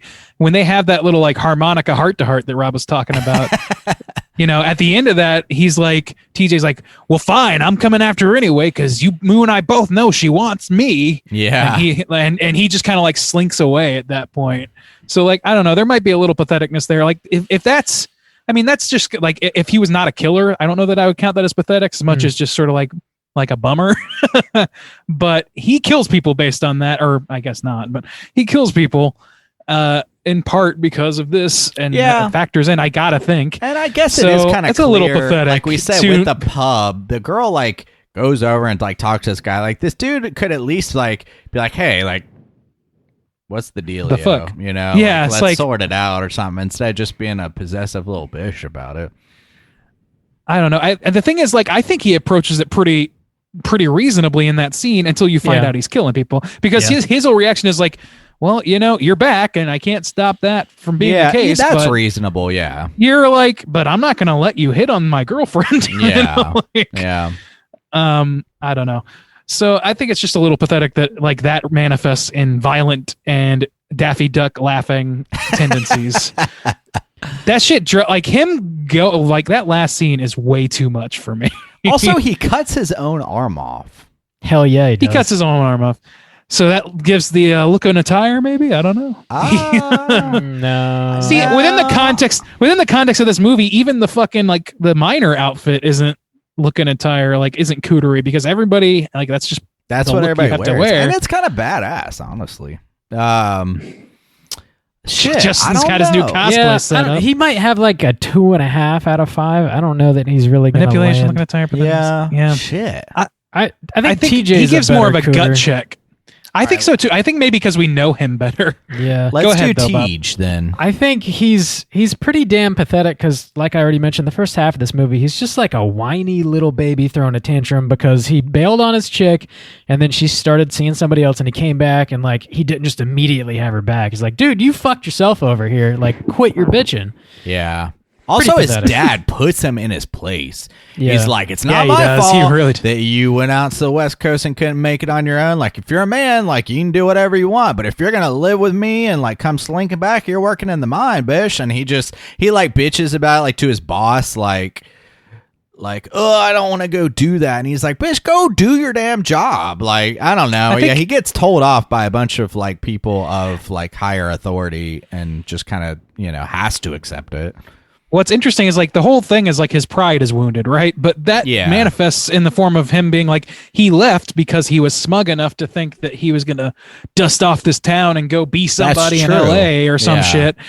But then he comes back with his tail between his legs, which makes him pretty pathetic. So right there, he can kind of a 1-2 punch. You've got those. And he kind of wants to be like top dog again, you know? He's kind of... Yeah, he just wants to like slink right back where he was as if nothing happened. Yeah, when you left your girlfriend high and dry, buddy, you can go fuck yourself as far as I'm we concerned. don't get a lot of context there, but that's a lot of what's implied. Like, he thinks he's better, you know? Or like, you know, he wants this... It's fine, you know, you want to escape the small town. Like, that's fine, but like, you don't come back and start throwing your weight around and... It seems like he feels owed, like respect and owed his old girlfriend. He does. Yeah. Even when he's talking to Sarah one-on-one in that one scene they had together, he go to like their special spot or whatever.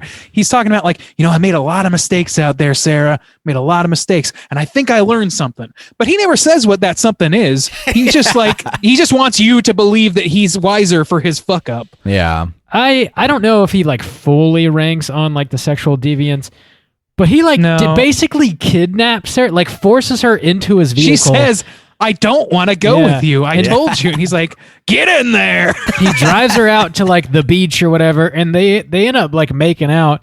It doesn't seem like he totally forces her to make out, but like he forces her into his fucking car, that's for sure. So that's kind of fucked up. Forcing somebody, that's fucked up. I wanted to give him looking a tire for the old neckerchief. The neckerchief! Fucking Freddy! Fucking Scooby Gang! Get that shit out of here. Shit was cracking me up, the old neckerchief. So Yeah. I got me an ascot to prove that I went to LA and came back. Yeah. I don't know, man. That shit was cracking me up. That might might just be the style of the time. That might just be a Grandpa Nobody else Simpson had moment. one though. Yeah. I mean, but like Yeah. it wasn't that popular at the time. But like bell bottoms, not everybody wore bell bottoms either. Yeah, so They I existed. think he hits on some smug arrogance, patheticness, looking attire. I'm giving that for the neckerchief. And manipulation. Yeah, maybe a little manipulation. I think definitely manipulation. Yeah, because he's definitely playing with this girl's scheming feelings. from the moment he doesn't- came back. Yeah, he could let it go. You know, like he could just accept that, yep, I left. Yeah, And- that would be Yeah. the adult thing to do. Or you could at least have a scene. You don't have to like, I'm gonna take you out to our special spot, babe, and like croon to you about all my problems and like do this pity party thing and everything. You can just be like, hey, like I'm still into you. I realize I fucked up. You're with somebody else. But if that ever changes or you feel differently, you know, then you know, I think he's got a let me few. out, Like bitch.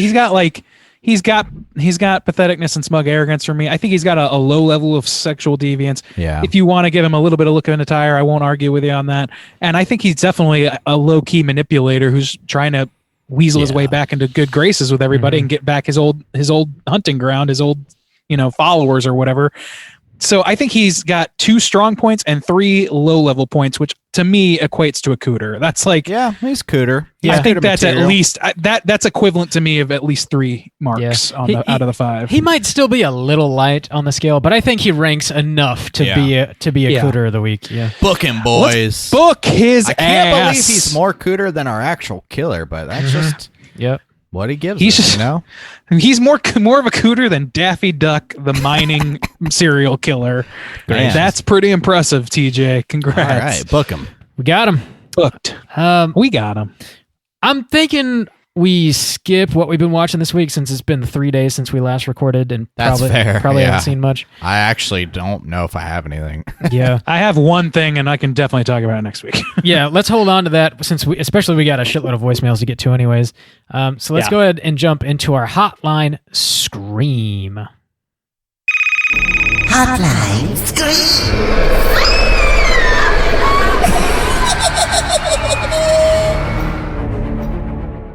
If you are listening and would like to call in and leave a voicemail, hit us up at 904-638-3231.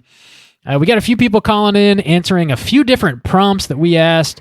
I think we asked about what you like to get down with on your birthday. We asked about Valentine's Day stories, if you had any of those you'd like to share with us. A couple others I want to say. We asked about Toronto noodle soup, all kinds of shit. So we got a lot of people calling in and responding to all that. I think first up we're going to hear from Jackie. Let's hear what she has to say. What up, boys? It's Jackie B calling from Chicago, and I'm just calling to share with you a really funny story about Valentine's Day. I notoriously hate Valentine's Day. For whatever reason, I feel like I always end up being single on Valentine's Day. But the few times that I have been with somebody on Valentine's Day, they've been pretty bad, and one particularly terrible Valentine's Day. I kind of went all out. I cooked dinner for this guy. I made a whole spectacle of it, lit candles, the whole 9 yards. And I am not a great, well, at the time I was vegetarian, and I tried cooking meat for this guy, and I ended up undercooking it because he got really, really, really violently sick shortly after he came over. So, yeah, that's just one particularly bad one that comes to mind. The last Valentine's Day, it actually happens to be the last time I went to a concert. So, yeah. The one I went to was this really awesome, cosmic country showcase is what it was called. So that was pretty cool. Anyways, love the episode. Hope you guys are doing well and keep chilling. Peace out. Anybody gonna get some tainted meats for Valentine's Day? Damn, that sucks. That's like sitcom level right there. It's the thought that That counts, is. Jackie. You cook It that is. meat however long you want. Well, I don't know about that. That was follow, risky. follow the guidelines. That was risky business in the bedroom later that night. Whoa. Did you have to like drag a trash can in there and just like hurl off to the side? Man. That's I don't know though. If that had worked out, I would have said that that's got to be a pretty strong relationship, because if you can gut through tainted meat, man, you must be in love. Doesn't sound like he could have. Tainted No, it doesn't meat. sound like it. So, yes, Maybe invest in a meat thermometer, Jackie. That might help you out. dude, yeah.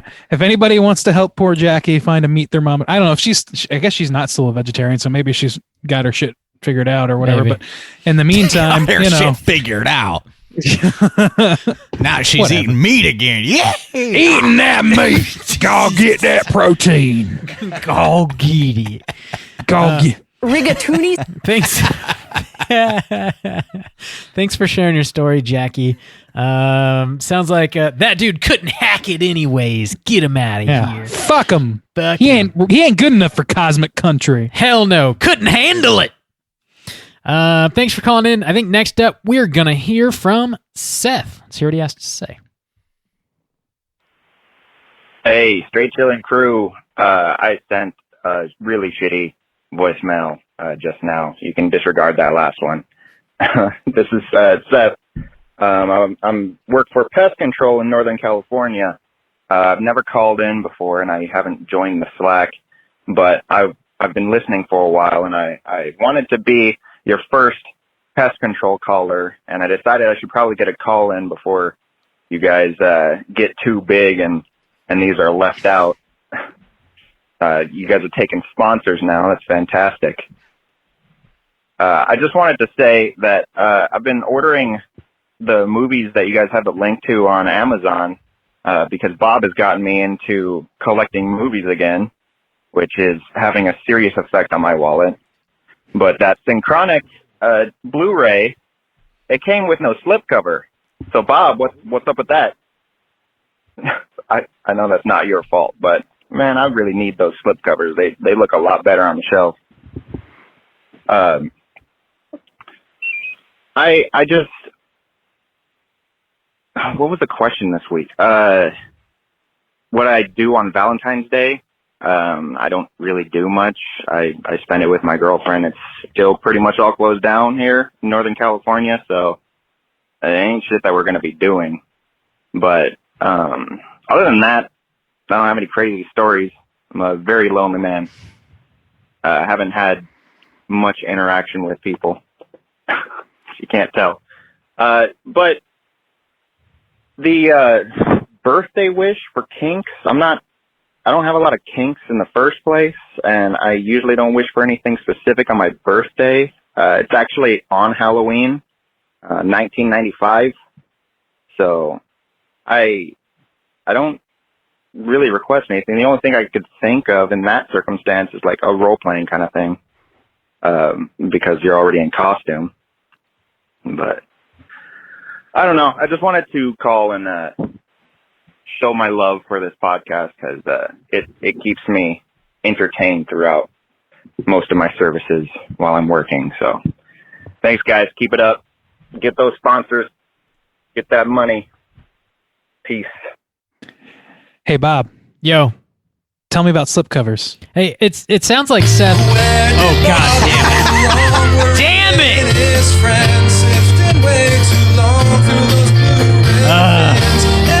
Gets worse no dancing wasted on those DVDs.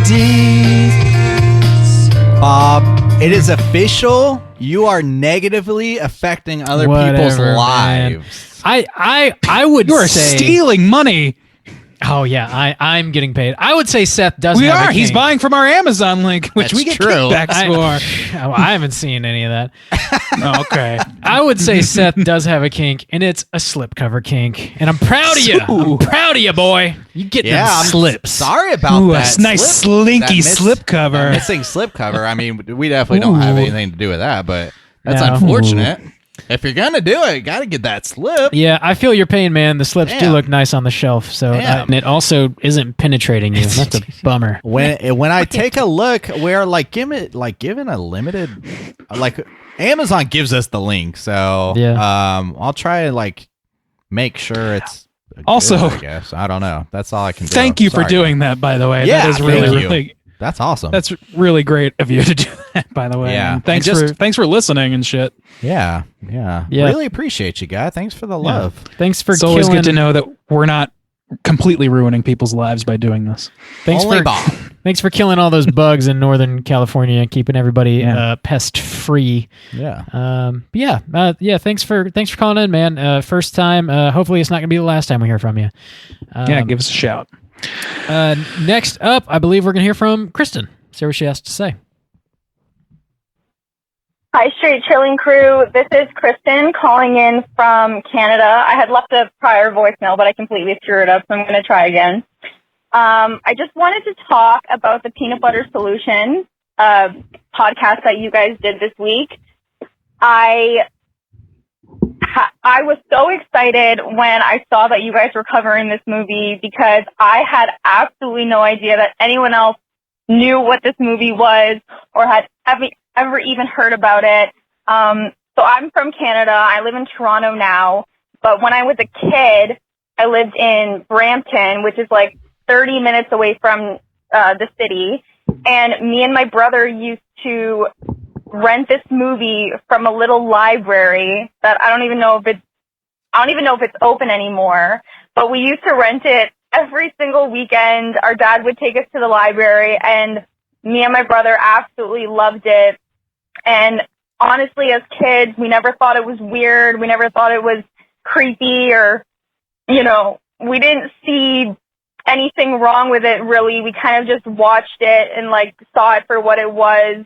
But I have rewatched it as an adult, and I can definitely say it is pretty disturbing. I never realized how messed up or odd or bizarre the storyline was. I kind of never cared about that as a kid. I kind of focused on, the long hair and the weird paintbrush obsession that this guy had. And I haven't heard of any of the other movies that that the producer made, but I definitely will be checking them out now that I know he made other movies. I honestly thought this was just an offshoot or an independent film or something that the library dug up from God knows where, but I really love this movie. I would definitely recommend it to anyone. I probably love it so much because I'm a weirdo myself, but I really love that you guys covered it and acknowledged it, and your podcast saves me from my horrible designer day job. And I just want to thank you guys so much for, getting me through my day and providing me with a lot of great podcasts and a lot of great movies. I am a horror fan myself, so when I get to work, I turn you guys on and the day seems to go faster. And I definitely will keep appreciating your podcast. And honestly, thank you for all you do. You guys make my entire day, and I definitely will keep listening to your podcast. See you later. Bye. Wow, that was great. Yeah, man, getting lots of love for Valentine's Day this week. Thanks, guys. Hell yeah. Thanks for calling in, Kristen. So that's the Canadian children's perspective on that movie that we reviewed last week, which I recommend that if you haven't listened to that yet, please do, because it is it's weird. It's weird to even hear somebody talk about it unless you've seen it or have at least gotten introduced to it in some way. But it's interesting that as a child, she didn't see a problem with it, but as an adult, all the creepiness really shines through, because I've had opposite reactions to movies that kind of hit that mark for me, where like Return to Oz is my go-to, right? So that's one I saw as a kid that scared the bejesus out of me. And you could chalk that up to being a kid or whatever, but then when I watched it as an adult, I was like, oh well, yeah, of course it did. There's fucking severed heads and shit in this movie. Yeah, but same thing with Dark Crystal shit, where when you're a kid, you're why is this so fucked up? But then as an adult, you're like, yeah, it's kind of wacky. I mean, you get why you were scared, but Gremlins terrified me as a child. Yeah, that makes sense. Well, you're a wuss, so. True. That is true. You little shit. I'm just giving you a lot of shit today. Bro. Yes. Yeah. It's not new. It's not a new thing. Well, I just started. Right. Kristen, check out Christmas Martian next and let us know what you think about that. Thanks for calling in, and glad you're digging the show. Hopefully it's not last time we hear from you. Next up, we're going to hear from Brandon. See what he has to say. Hey boys, it's Brandon again. You guys had asked, or were wondering if I had ever watched The Christmas Martian growing up. I'd never heard of that movie. I've never seen it. You guys, I'm the blank space for me. I grew up in a pretty religious household, so I don't know if that had something to do with it, or it just never came out my way. So yeah, that's a blind spot for me. I'd never seen that. And also, frickin' Juice is saying 8 episodes in a day. I might have to take that challenge up, boys. See if I can do it. I'll keep you posted. All right. Hell yeah!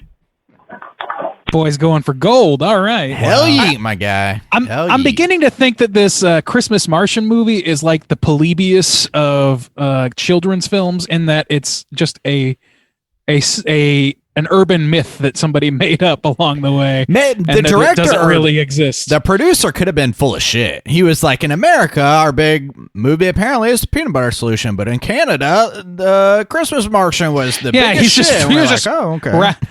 What he didn't say is, I have stage 12 dementia. He was pretty old. I'm not gonna lie. He was pretty old.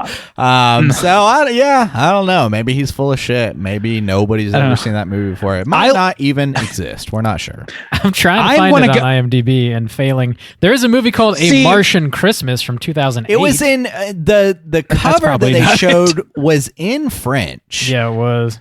So, what's the French Canadian? Yeah, no, I know. What's French for Martian? Marchand. Yeah, it was like Marchand. Francais Marchand. Spot on. Thank you. Perfect. I mean, it's like you're from Quebec. I am indeed. Good luck with the 8 episodes in a day. Brandon, if you can do it, you're a better man than I am for sure. But thanks for calling in. I'm not going to say thank you for the hell yeet. Never hell yeet again, please. Always hell yeet. Never. Bob's just sour about all those hell yeet sweeps he's been getting. Give me a hell skeet. I'm going to go with in Jackie's in honor of Jackie. I'm going to give a hell meat. That is hell meat. The meat that makes you vomit. That's hell meat. Right on That's next Hotline Scream, let us know if you wear hell meat. A hell yeet t-shirt from Straight Chillin'. Signing Randy up for work. And especially if you want to design it for us. We have another designer here. Right. Kristen. Yeah, that's true. That's true. Kristen, you want to do my work for me, please? We're just recruiting everyone to just do our shit now, which is working, apparently. This is starting to, finally. The long con. 306 episodes in.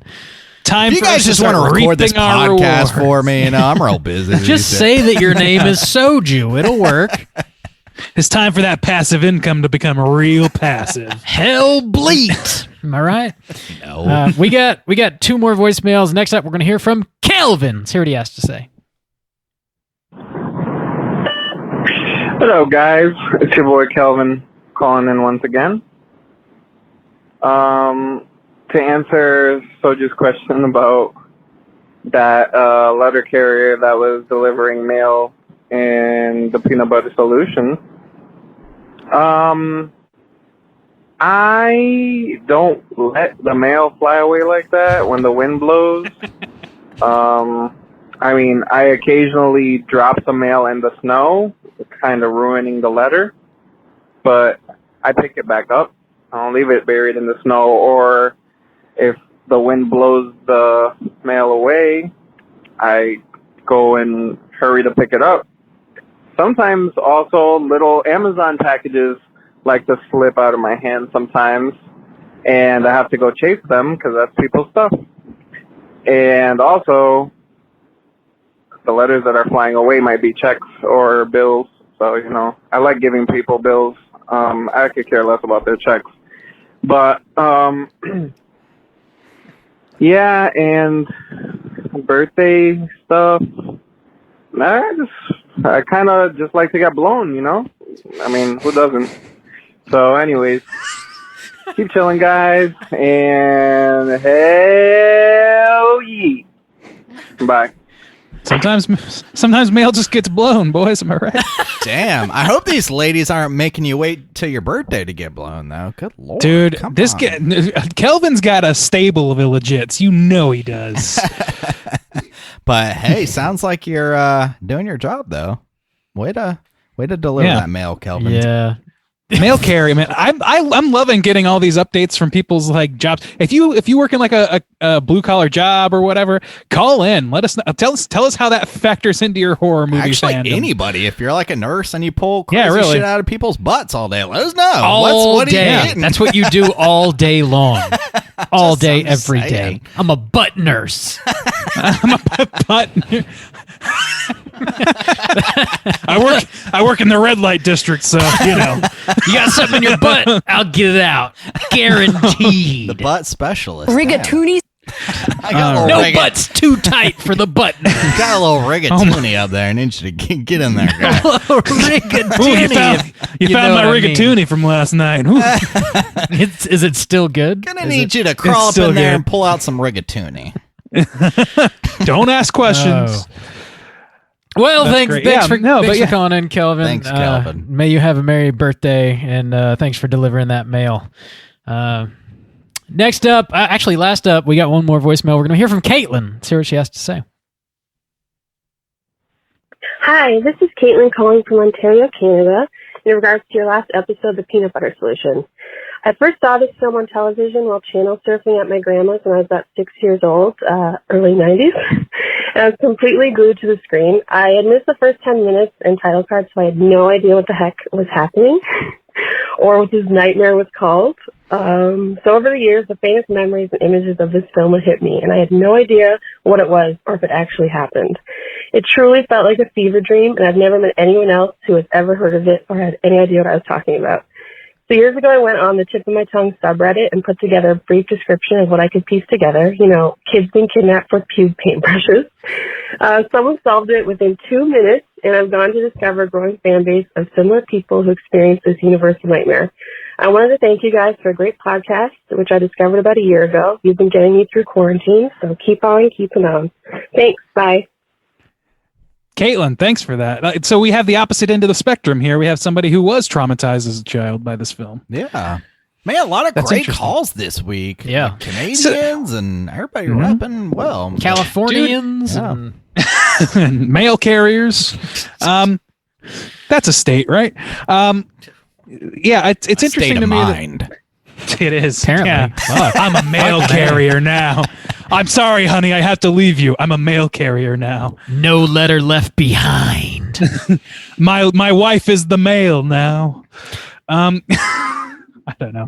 I love that this is like, it's such a nightmare for some people, but for others, it's like, I've had these things. Like this movie is not the Polybius of children's programming. This is the Candle Cove of reality. This is like one of those hidden fucking things that people are just now becoming aware was actually real. And I definitely had shows like that as a kid. Like there was, in particular, I remember being a kid and vividly remember some weird, creepy ass claymation commercial would come on Nickelodeon like once a day. And it would play like this really haunting, like dollhouse tune or whatever. And I would run the fuck out of the room until it was over. I have still to this day have no idea what that was. But yeah, that sort of shit really affects you as a kid, man. It's that distant memory is almost more terrifying than anything in my regular life. I am surprised at how many people called in or just contacted us online saying that like they remember seeing this when they were real little and it scared them in some way, and they never found anybody else that ever knew about it. But like clearly, there's a lot of people that were affected by this movie, and it's something that I had never heard about until this year. Is totally off my radar. But thanks for weighing in, everybody, and sharing your experiences with this. Because none of us grew up watching this, but it's cool to find out that a lot of people did, and it fucked you up. Now, get your hands on the Polybius of children's programming, which is Christmas Martian. Let us know if you find a copy. Send us a copy. I want to get my eyes on this bad boy. Maybe that'll be another Patreon pick later. Maybe next Christmas. Yeah, if we can find it. Is this a lost media deal? Yeah, I don't know. Yeah, if we can find it, if it's not lost to the sands of time, then we should, we should review it. We can at least like freeze frame the like the interview that guy was giving, because they give like the cover. Yeah, they show the poster, the advertisements, and all that shit. Yeah, we could do that. We're on the hunt now. Uh-oh, now we gotta do it. Yeah. But yeah, thanks for calling, everybody. Do you guys have any other prompts you want to pose for next week's Hotline Scream? I don't know. I kind of just want to know more about, like, you know, what people's jobs are that are listening to us. And like, because a lot of people, like, I mean, this is true of most podcasts. I feel like there's a lot of, I don't feel like, I know that most people tend to listen to us and listen to podcasts in general, like as part of their work day or on their commute. Yeah. So I want to know what you're doing while you're listening to us flap our bullshitty gums here. Yeah, I'm curious too. Like, what are you doing with us in your ear holes? Like, I want to put those two things together. Be as filthy as possible. Well, if you're a butt nurse, please call in. Yeah, if you're unplugging butts while listening to this right now, let us know. Hold on, got to get my butt plunger out, and I can make the call. Damn. Anyway, yeah, I want to hear more about that shit. Tell us more. And also, if you have like childhood trauma from a show you can't remember, call and describe it to us, and we'll see if we can help you out. Also, if you want to sign up for free work, Straight Chilling. Yeah. Call it. Totally. If you want to be exploited by your favorite podcasters, give us a call. Oh, my lord. Yeah. Call in, leave us a voicemail, 904-638-3231. We'll play it on our next show. That's it for us this week. We're going to be back next week with a new show. As always, we're going to be talking about a new release of 2021. We're going to be discussing Saint Maud. So slam your eyeballs into that. It is in some select theaters. However, if you don't want to venture out to the theater to watch it, you can watch it on Epix, EPIX. As far as I understand, that is an app that you can throw onto whatever smart device you have, a Fire Stick, streaming service, smart TV. Yeah, it's a streaming service. So it was also on YouTube. Is still up there? I don't know. Yeah, somebody put like an HD rip on YouTube. Yeah, check that out. About a week ago. I want to watch it again. And it might still be on YouTube. So check that out. Maybe you can find it on YouTube. If not, it's on Epix. So check that out. Get ready for next week's show, Saint Maud. Until then, please rate, review, and subscribe to us on iTunes. Follow us on Twitter at STR8_chilling. Hit us up on Instagram at Straight Chilling Podcast. Send us an email through our website, straightchillingpodcast.com. If you do want to join us on the daily Slack channel Conversations, just hit us up on one of those social media outlets, and I'll send you a link to join in on the fun. That's going to do it for us. Until next week, as always, all you mother truckers, please keep chilling.